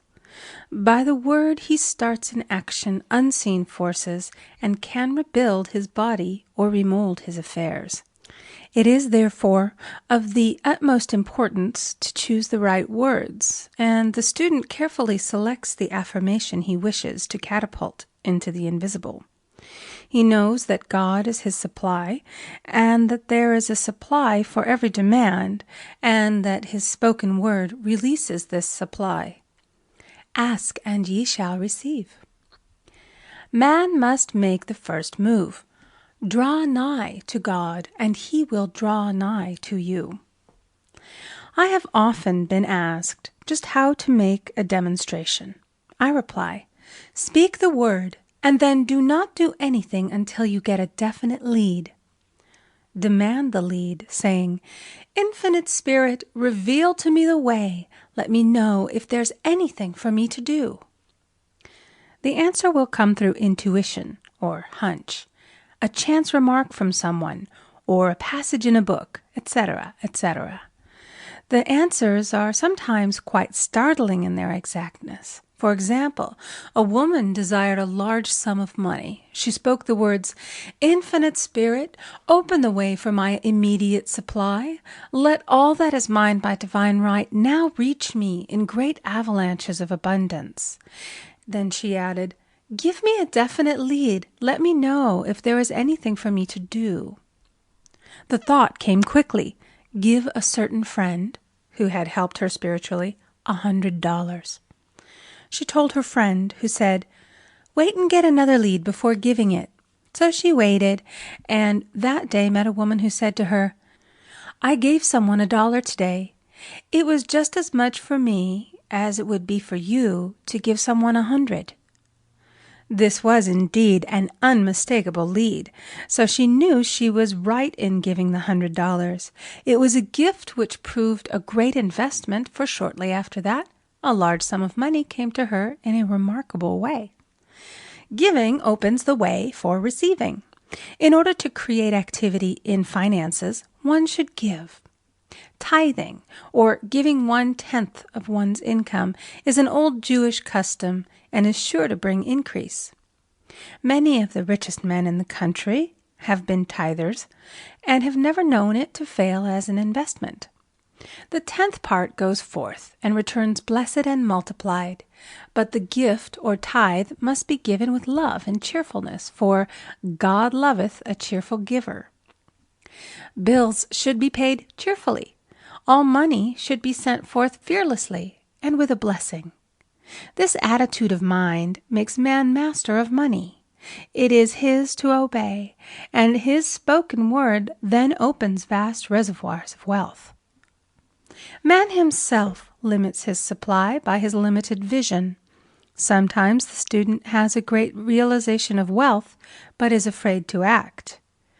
The vision and action must go hand in hand, as in the case of the man who bought the fur-lined overcoat. A woman came to me asking me to speak the word for a position. So I demanded, Infinite Spirit, open the way for this woman's right position. Never ask for just a position. Ask for the right position, the place already planned in divine mind, as it is the only one that will give satisfaction. I then gave thanks that she had already received, and that it would manifest quickly. Very soon she had 3 positions offered her, 2 in New York and 1 in Palm Beach, and she did not know which one to choose. I said, ask for a definite lead. The time was almost up and was still undecided when one day she telephoned.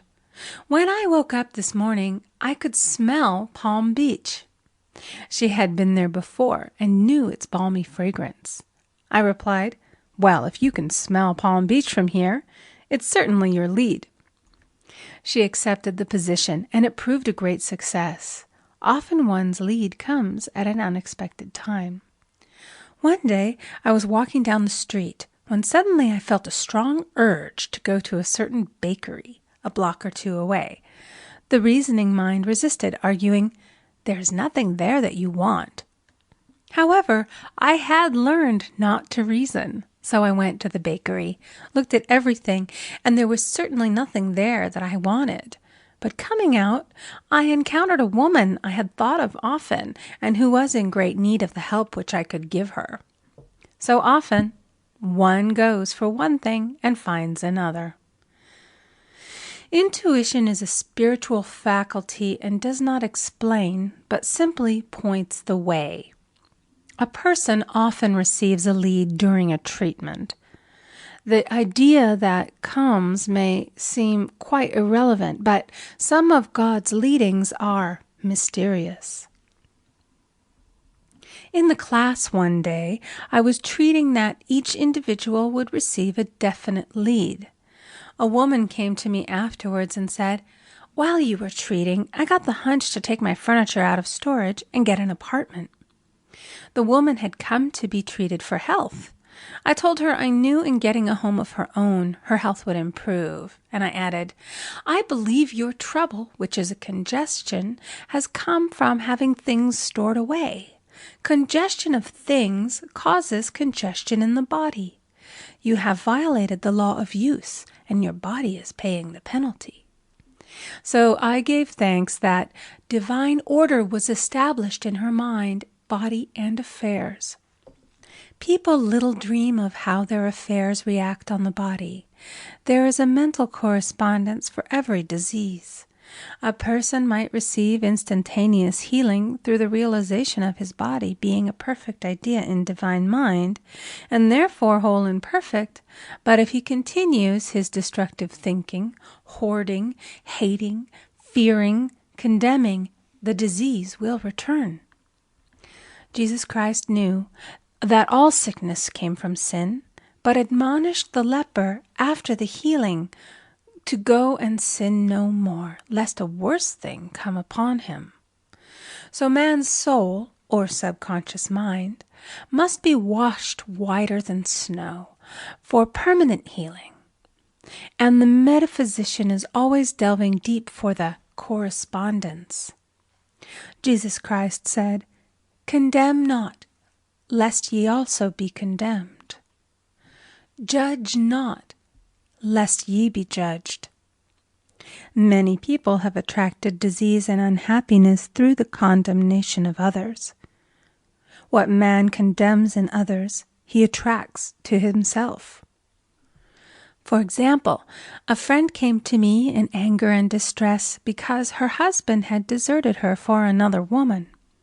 She condemned the other woman and said continually, "She knew he was a married man. She had no right to accept his attentions." I replied, "Stop condemning the woman.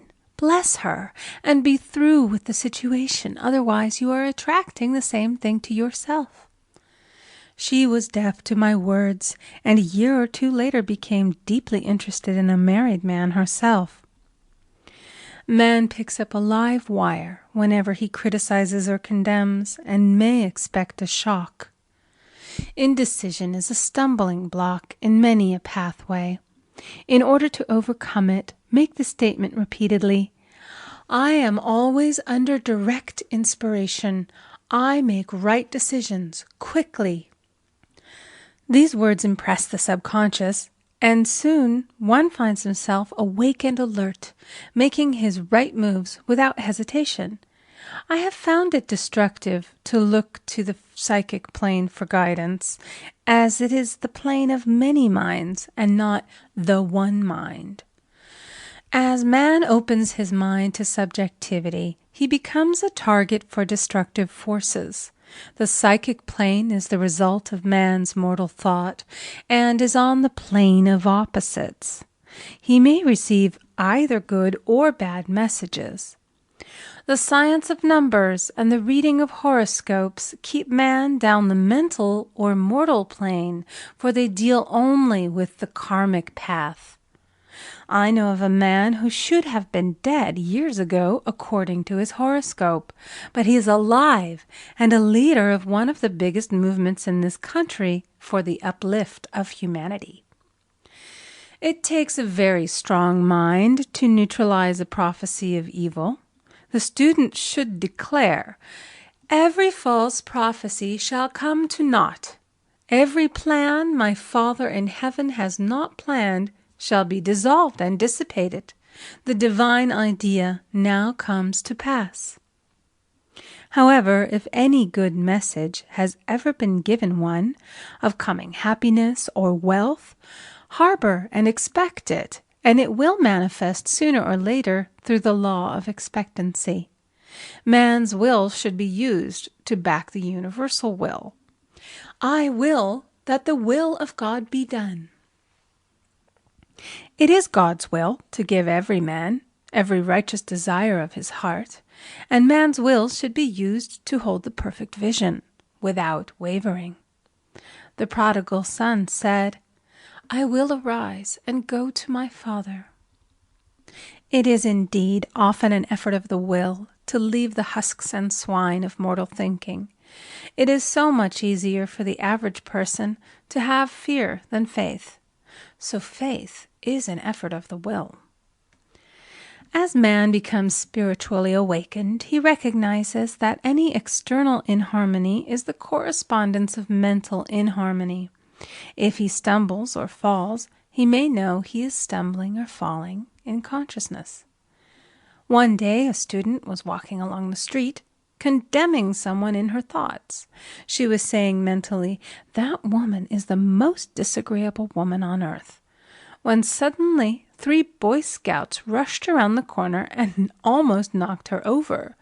She did not condemn the Boy Scouts, but immediately called on the law of forgiveness and saluted the divinity in the woman. Wisdom's ways are ways of pleasantness, and all her paths are peace. When one has made his demands upon the universal, he must be ready for surprises. Everything may seem to be going wrong, when in reality it is going right. For example, a woman was told that there was no loss in divine mind. Therefore, she could not lose anything which belonged to her. Anything lost would be returned, or she would receive its equivalent. Several years previously, she had lost $2,000. She had loaned the money to a relative during her lifetime, but the relative had died, leaving no mention of it in her will.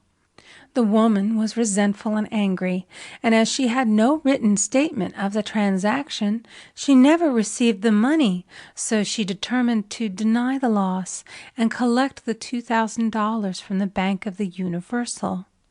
She had to begin by forgiving the woman, as resentment and unforgiveness closed the door of this wonderful bank. She made this statement, I deny loss. There is no loss in divine mind. Therefore, I cannot lose the $2,000 which belong to me by divine right. As one door shuts, another opens. She was living in an apartment house which was for sale, and in the lease was a clause stating that if the house was sold, the tenants would be required to move out within 90 days. Suddenly, the landlord broke the leases and raised the rent.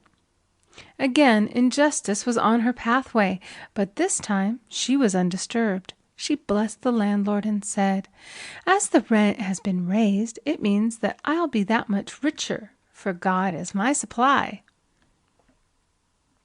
The new leases were made out for the advanced rent, but by some divine mistake, the 90-day clause had been forgotten. Soon after, the landlord had an opportunity to sell the house. On account of the mistake in the new leases, the tenants held possession for another year. The agent offered each tenant $200 if he would vacate. Several families moved. 3 remained, including the woman. A month or 2 passed, and the agent again appeared. This time he said to the woman, will you break your lease for the sum of $1,500? It flashed upon her, here comes the $2,000. She remembered having said to friends in the house, we will all act together if anything more is said about leaving. So her lead was to consult her friends. These friends said, well, if they have offered you $1,500, they will certainly give $2,000. So she received a check for $2,000 for giving up the apartment. It was certainly a remarkable working of the law, and the apparent injustice was merely an opening for the way for her demonstration. It proved that there is no loss, and when man takes his spiritual stand, he collects all that is his from this great reservoir of good. I will restore to you the years the locusts have eaten. The locusts are the doubts, fears, resentments, and regrets of mortal thinking.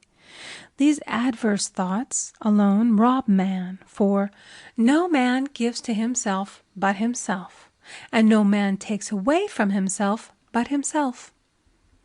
Man is here to prove God and to bear witness to the truth. And he can only prove God by bringing plenty out of lack and justice out of injustice. Prove me now herewith, saith the Lord of hosts, if I will not open you the windows of heaven and pour out a blessing, that there shall be not room enough to receive it. Chapter 9, Perfect Self-Expression, or the Divine Design. No wind can drive my bark astray, nor change the tide of destiny. There is for each man perfect self-expression. There is a place which he is to fill, and no one else can fill, something which he is to do, which no one else can do. It is his destiny. This achievement is held, a perfect idea in divine mind, awaiting man's recognition. As the imaging faculty is the creative faculty, it is necessary for man to see the idea before it can manifest. So man's highest demand is for the divine design of his life. He may not have the faintest conception of what it is, for there is possibly some marvelous talent hidden deep within him.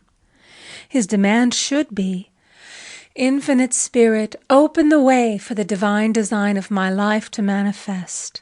Let the genius within me now be released. Let me see clearly the perfect plan. The perfect plan includes health, wealth, love, and perfect self-expression. This is the square of life, which brings perfect happiness. When one has made this demand, he may find great changes taking place in his life, for nearly every man has wandered far from the divine design.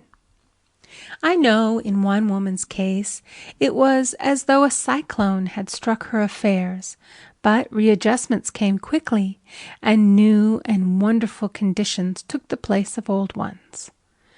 Perfect self-expression will never be labor, but of such absorbing interest that it will seem almost like play.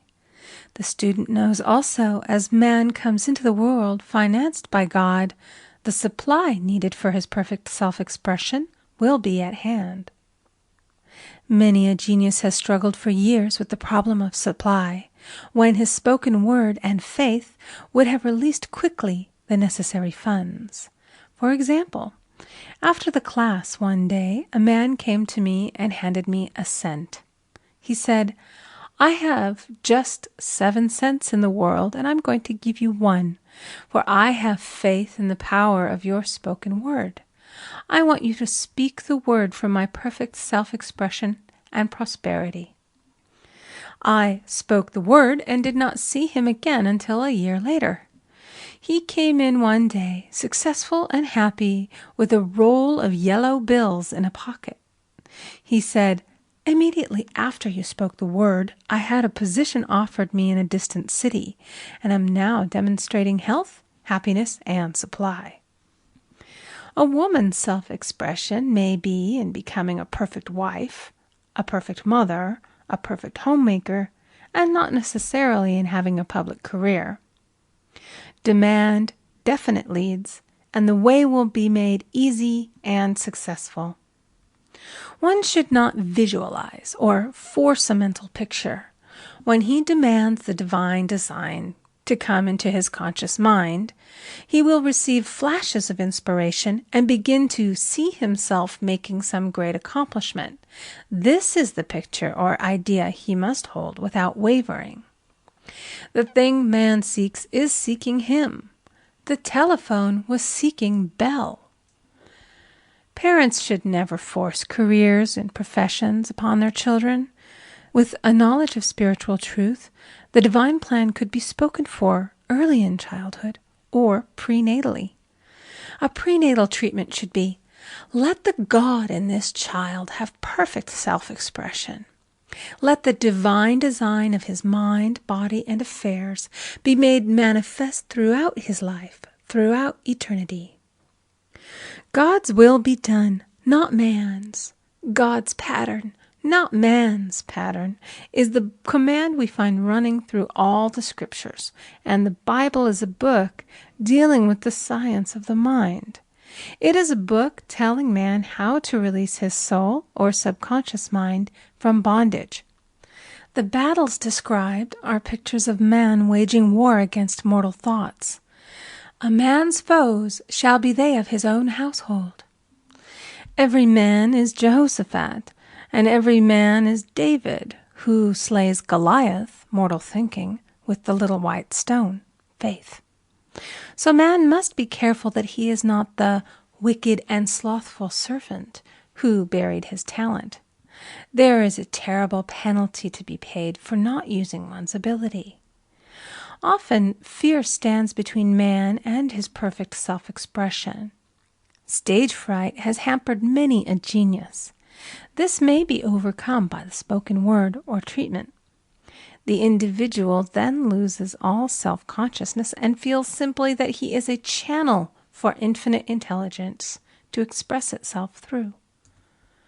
He is under direct inspiration, fearless and confident, for he feels that it is the Father within who does the work.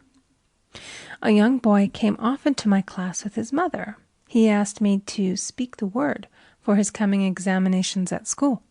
I told him to make the statement, "I am one with infinite intelligence. I know everything I should know on this subject." He had an excellent knowledge of history, but was not sure of his arithmetic.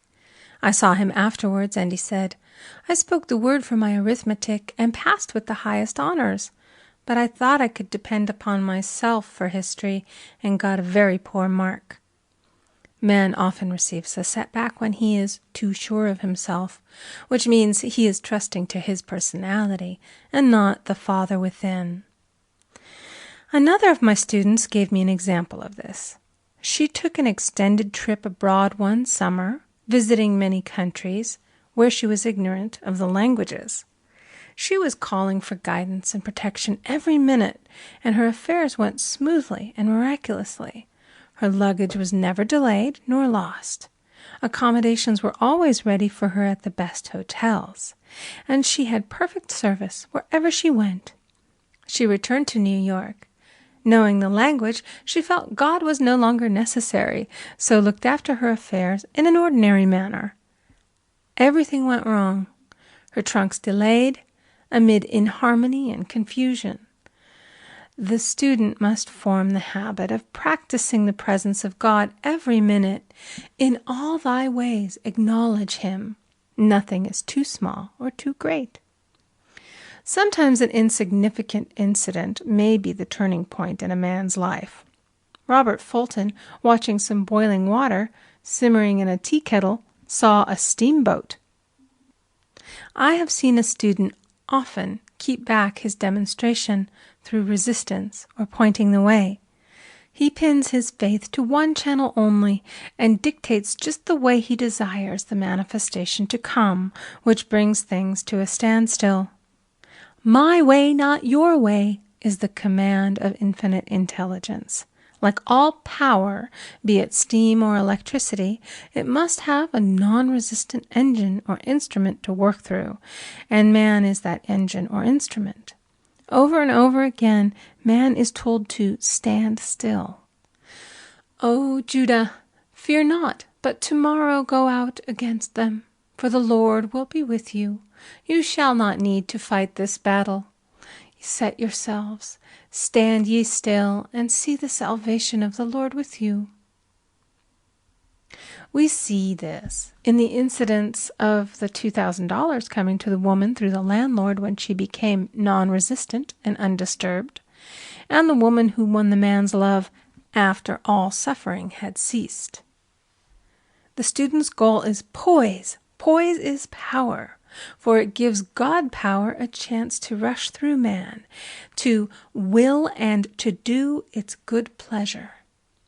Poised, he thinks clearly and makes right decisions quickly. He never misses a trick. Anger blurs the visions, poisons the blood, is the root of many diseases, and causes wrong decision, leading to failure.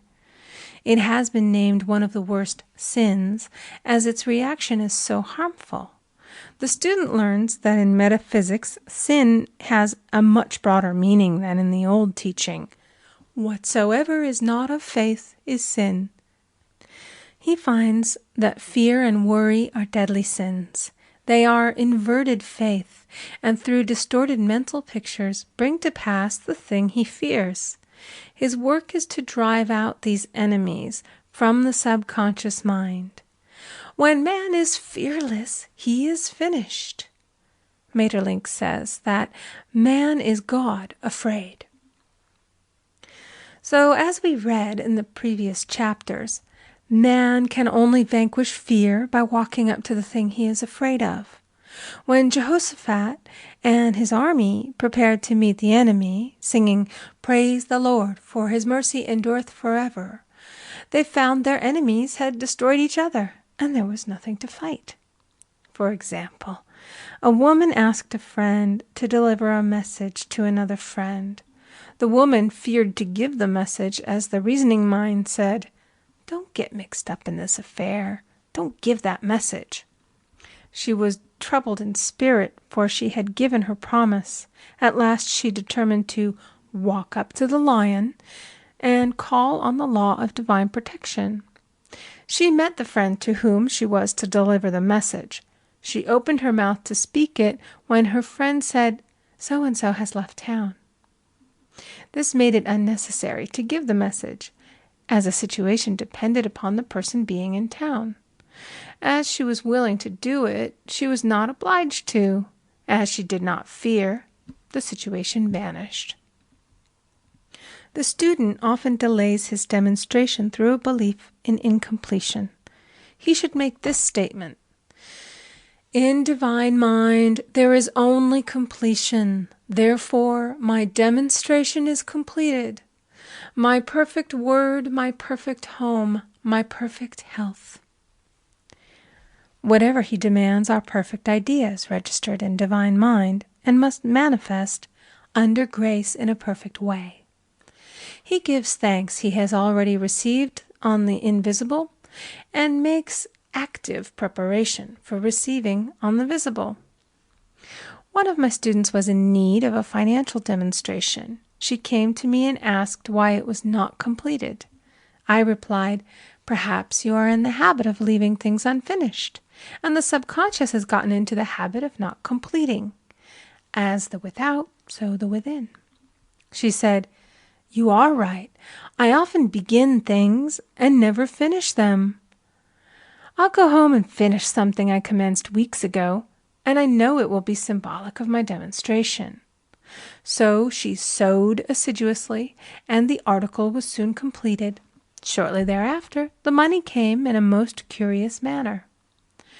Her husband was paid his salary twice that month. He told the people of their mistake, and they sent word to keep it. When man asks, believing, he must receive, for God creates his own channels. I have been sometimes asked, suppose one has several talents. How is he to know which one to choose? Demand to be shown definitely. Say, "Infinite Spirit, give me a definite lead. Reveal to me my perfect self-expression. Show which talent I am to make use of now." I have known people to suddenly enter a new line of work and be fully equipped with little to no training, so make the statement, "I am fully equipped for the divine plan of my life," and be fearless in grasping opportunities. Some people are cheerful givers, but bad receivers. They refuse gifts through pride or some negative reason, thereby blocking their channels, and invariably find themselves eventually with little or nothing. For example, a woman who had given away a great deal of money had a gift offered her of several $1,000s. She refused to take it, saying she did not need it. Shortly thereafter, her finances were tied up, and she found herself in debt for that amount. Man should receive gracefully the bread returning to him upon the water. Freely ye have given, freely ye shall receive. There is always the perfect balance of giving and receiving, and though man should give without thinking of returns, he violates law if he does not accept the returns which come to him, for all gifts are from God, man being merely the channel. A thought of lack should never be held over the giver. For example, when the man gave me 1 cent, I did not say, "Poor man, he cannot afford to give me that." I saw him rich and prosperous with his supply pouring in. It was this thought which brought it. If one has been a bad receiver, he must become a good one, and take even a postage stamp if it is given him, and open up his channels for receiving. The Lord loveth a cheerful receiver, as well as a cheerful giver. I have often been asked why one man is born rich and healthy, and another poor and sick. Where there is an effect, there is always a cause. There is no such thing as chance. This question is answered through the law of reincarnation. Man goes through many births and deaths, until he knows the truth which sets him free. He is drawn back to the earth plane through unsatisfied desire, to pay his karmic debts or to fulfill his destiny. The man born rich and healthy has had pictures in his subconscious mind, in his past life, of health and riches, and the poor and sick man of disease and poverty. Man manifests, on any plane, the sum total of his subconscious beliefs. However, birth and death are man-made laws, for the wages of sin is death. The Adamic fall in consciousness through the belief in 2 powers. The real man, spiritual man, is birthless and deathless. He was never born and has never died. As he was in the beginning, he is now and shall ever be. So through the truth, man is set free from the law of karma, sin, and death, and manifests the man made in his image and likeness. Man's freedom comes through fulfilling his destiny, bringing into manifestation the divine design of his life. His Lord will say unto him, "Well done, thou good and faithful servant. Thou hast been faithful over a few things. I will make thee ruler over many things," death itself. "Enter thou into the joy of thy Lord, eternal life." Chapter 10. Denials and Affirmations. Thou shalt also decree a thing, and it shall be established unto thee.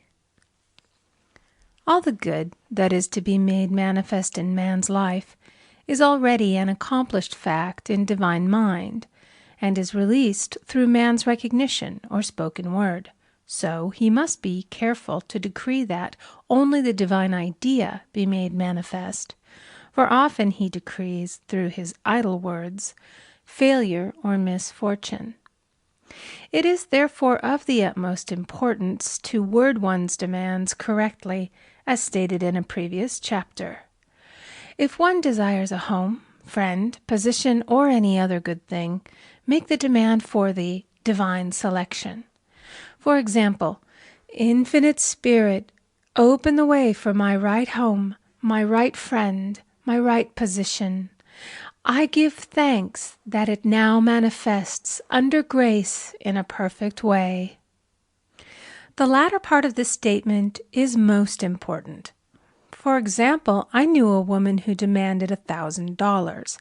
Her daughter was injured, and they received $1,000 indemnity, so it did not come in a perfect way. The demand should have been worded in this way: Infinite Spirit, I give thanks that the $1,000, which is mine by divine right, is now released and reaches me under grace in a perfect way. As one grows in a financial consciousness, he should demand that the enormous sums of money which are his by divine right reach him under grace in perfect ways. It is impossible for man to release more than he thinks is possible, for one is bound by the limited expectancies of the subconscious. He must enlarge his expectancies in order to receive in a larger way. Man so often limits himself in his demands. For example, a student made the demands for $600 by a certain date. He did receive it, but heard afterwards that he came very near receiving $1,000, but he was given just $600 as a result of his spoken word. They limited the Holy One of Israel. Wealth is a matter of consciousness. The French have a legend giving an example of this. A poor man was walking along a road when he met a traveler, who stopped him and said, "My good friend, I see that you are poor. Take this gold nugget, sell it, and you will be rich all your days." The man was overjoyed at his good fortune and took the nugget home.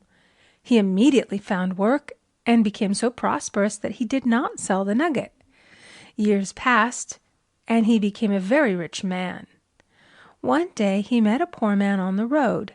He stopped him and said, "My good friend, I will give you this gold nugget, which, if you sell, will make you rich for life." The mendicant took the nugget, had it valued, and found it was only brass.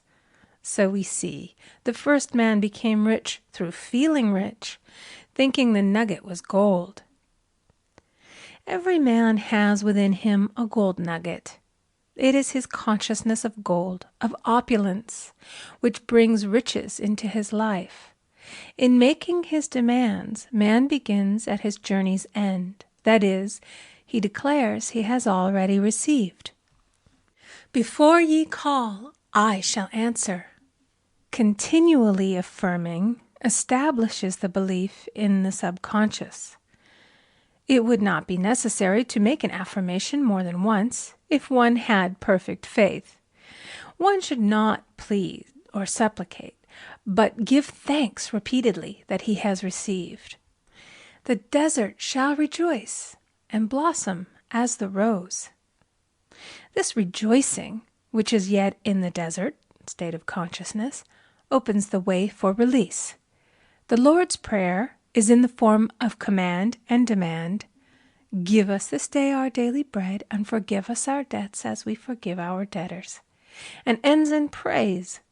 "For thine is the kingdom and the power and the glory forever. Amen. Concerning the works of my hands, command ye me." So prayer is command and demand, praise and thanksgiving. The student's work is in making himself believe that with God all things are possible. This is easy enough to state in the abstract, but a little more difficult when confronted with a problem. For example, it was necessary for a woman to demonstrate a large sum of money within a stated time. She knew she must do something to get a realization, for realization is manifestation, and she demanded a lead. She was walking through a department store when she saw a very beautiful pink enamel paper cutter. She felt the pull towards it. The thought came, "I haven't a paper cutter good enough to open letters containing large checks." So she bought the paper cutter, which the reasoning mind would have called an extravagance. When she held it in her hand, she had a flash of a picture of herself opening an envelope containing a large check, and within a few weeks she received the money. The pink paper cutter was her bridge of active faith. Many stories are told of the power of the subconscious when directed in faith. For example, a man was spending the night in a farmhouse. The windows of the room had been nailed down, and in the middle of the night he felt suffocated and made his way in the dark to the window. He could not open it, so he smashed the pane with his fist, drew in draughts of fine fresh air, and had a wonderful night's sleep. The next morning he found he had smashed the glass of a bookcase, and the window had remained closed during the whole night. He had supplied himself with oxygen simply by his thought of oxygen. When a student starts out to demonstrate, he should never turn back. Let not that man who wavers think that he shall receive anything of the Lord. A student once made this wonderful statement: "When I ask the Father for anything, I put my foot down and I say, 'Father, I'll take nothing less than I've asked for, but more.'" So man should never compromise.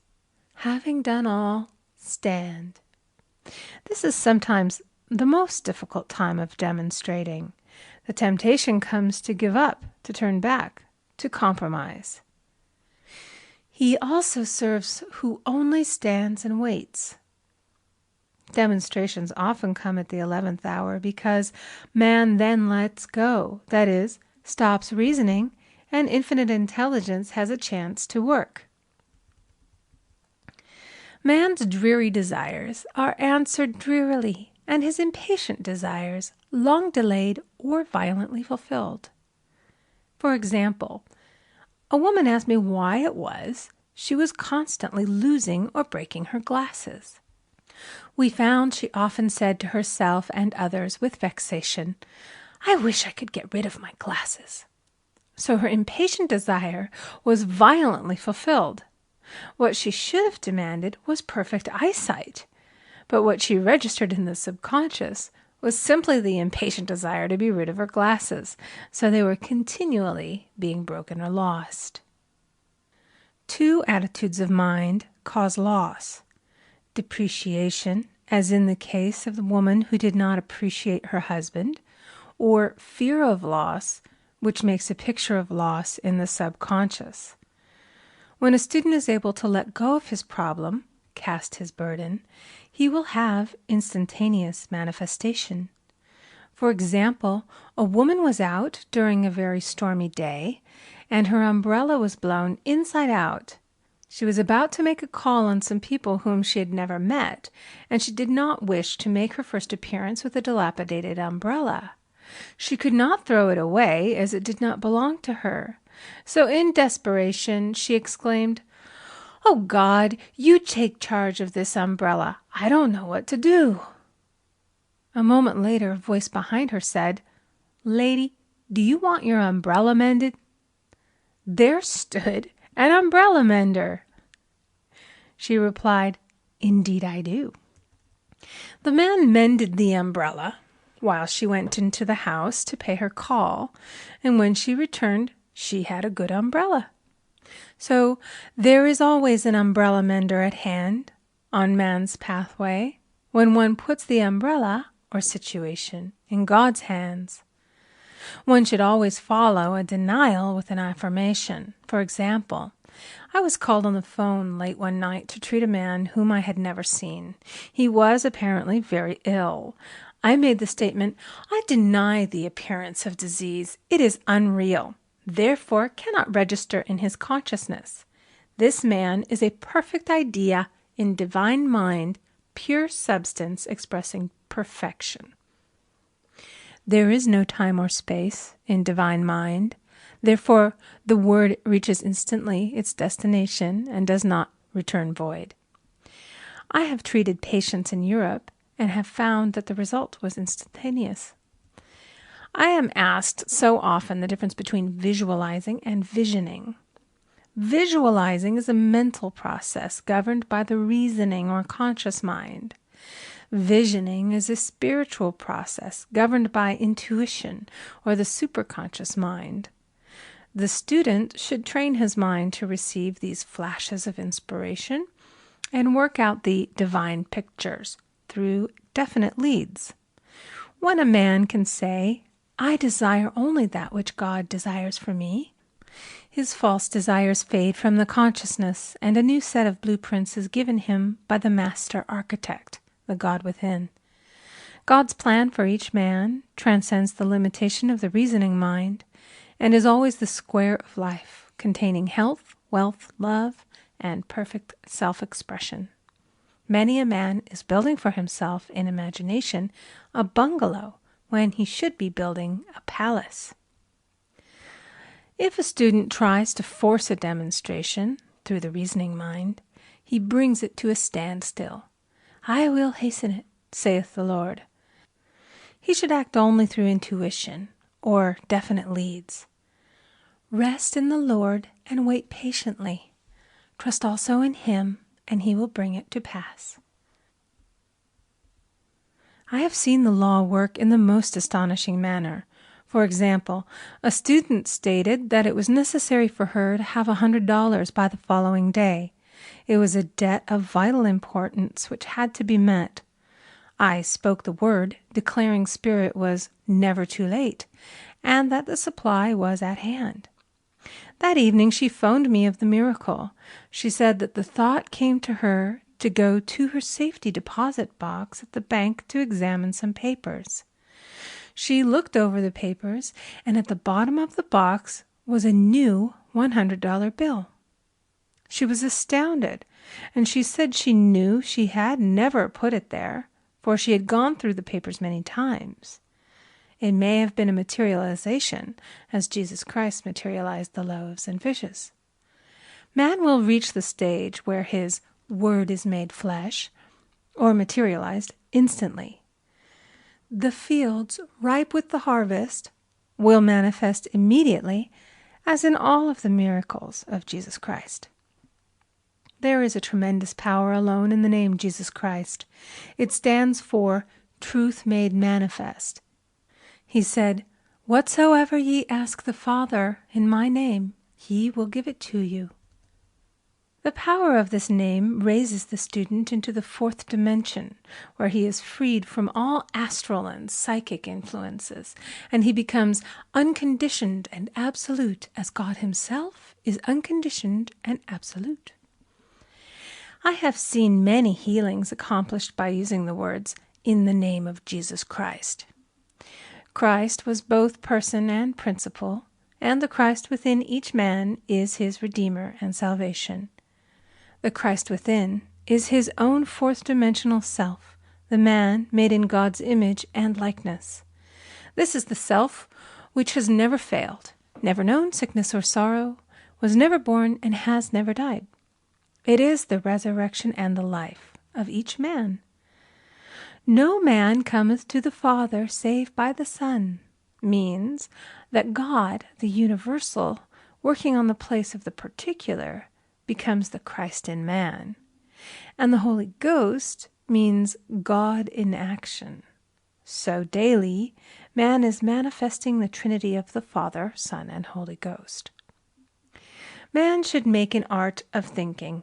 The master thinker is an artist and is careful to paint only the divine designs upon the canvas of his mind, and he paints these pictures with masterly strokes of power and decision, having perfect faith that there is no power to mar their perfection, and that they shall manifest in his life the ideal made real.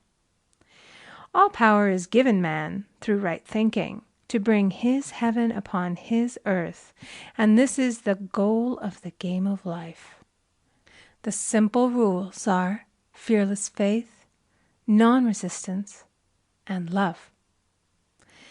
May each reader be now freed from that thing which has held him in bondage through the ages, standing between him and his own, and know the truth which makes him free. Free to fulfill his destiny, to bring into manifestation the divine design of his life, health, wealth, love, and perfect self-expression. Be ye transformed by the renewing of your mind. Chapter 11. Denials and Affirmations. For prosperity. God is my unfailing supply, and large sums of money come to me quickly, under grace, in perfect ways. For right conditions. Every plan my Father in heaven has not planned shall be dissolved and dissipated, and the divine idea now comes to pass. For right conditions. Only that which is true of God is true of me, for I and the Father are one. For faith. As I am one with God, I am one with my good, For God is both the giver and the gift. I cannot separate the giver from the gift. For right conditions. Divine love now dissolves and dissipates every wrong condition in my mind, body, and affairs. Divine love is the most powerful chemical in the universe and dissolves everything which is not of itself. For health. Divine love fills my consciousness with health, and every cell in my body is filled with light. For the eyesight. My eyes are God's eyes. I see with the eyes of spirit. I see clearly the open way. There are no obstacles on my pathway. I see clearly the perfect plan. For guidance. I am divinely sensitive to my intuitive leads, and give instant obedience to thy will. For the hearing. My ears are God's ears. I hear with the ears of spirit. I am non-resistant and am willing to be led. I hear glad tidings of great joy. For right work. I have a perfect work in a perfect way. I give a perfect service for perfect pay. For freedom from all bondage. I cast this burden on the Christ within, and I go free. End of Chapter 11. Recording by Amy Conger. End of The Game of Life and How to Play It by Florence Scovel-Shinn.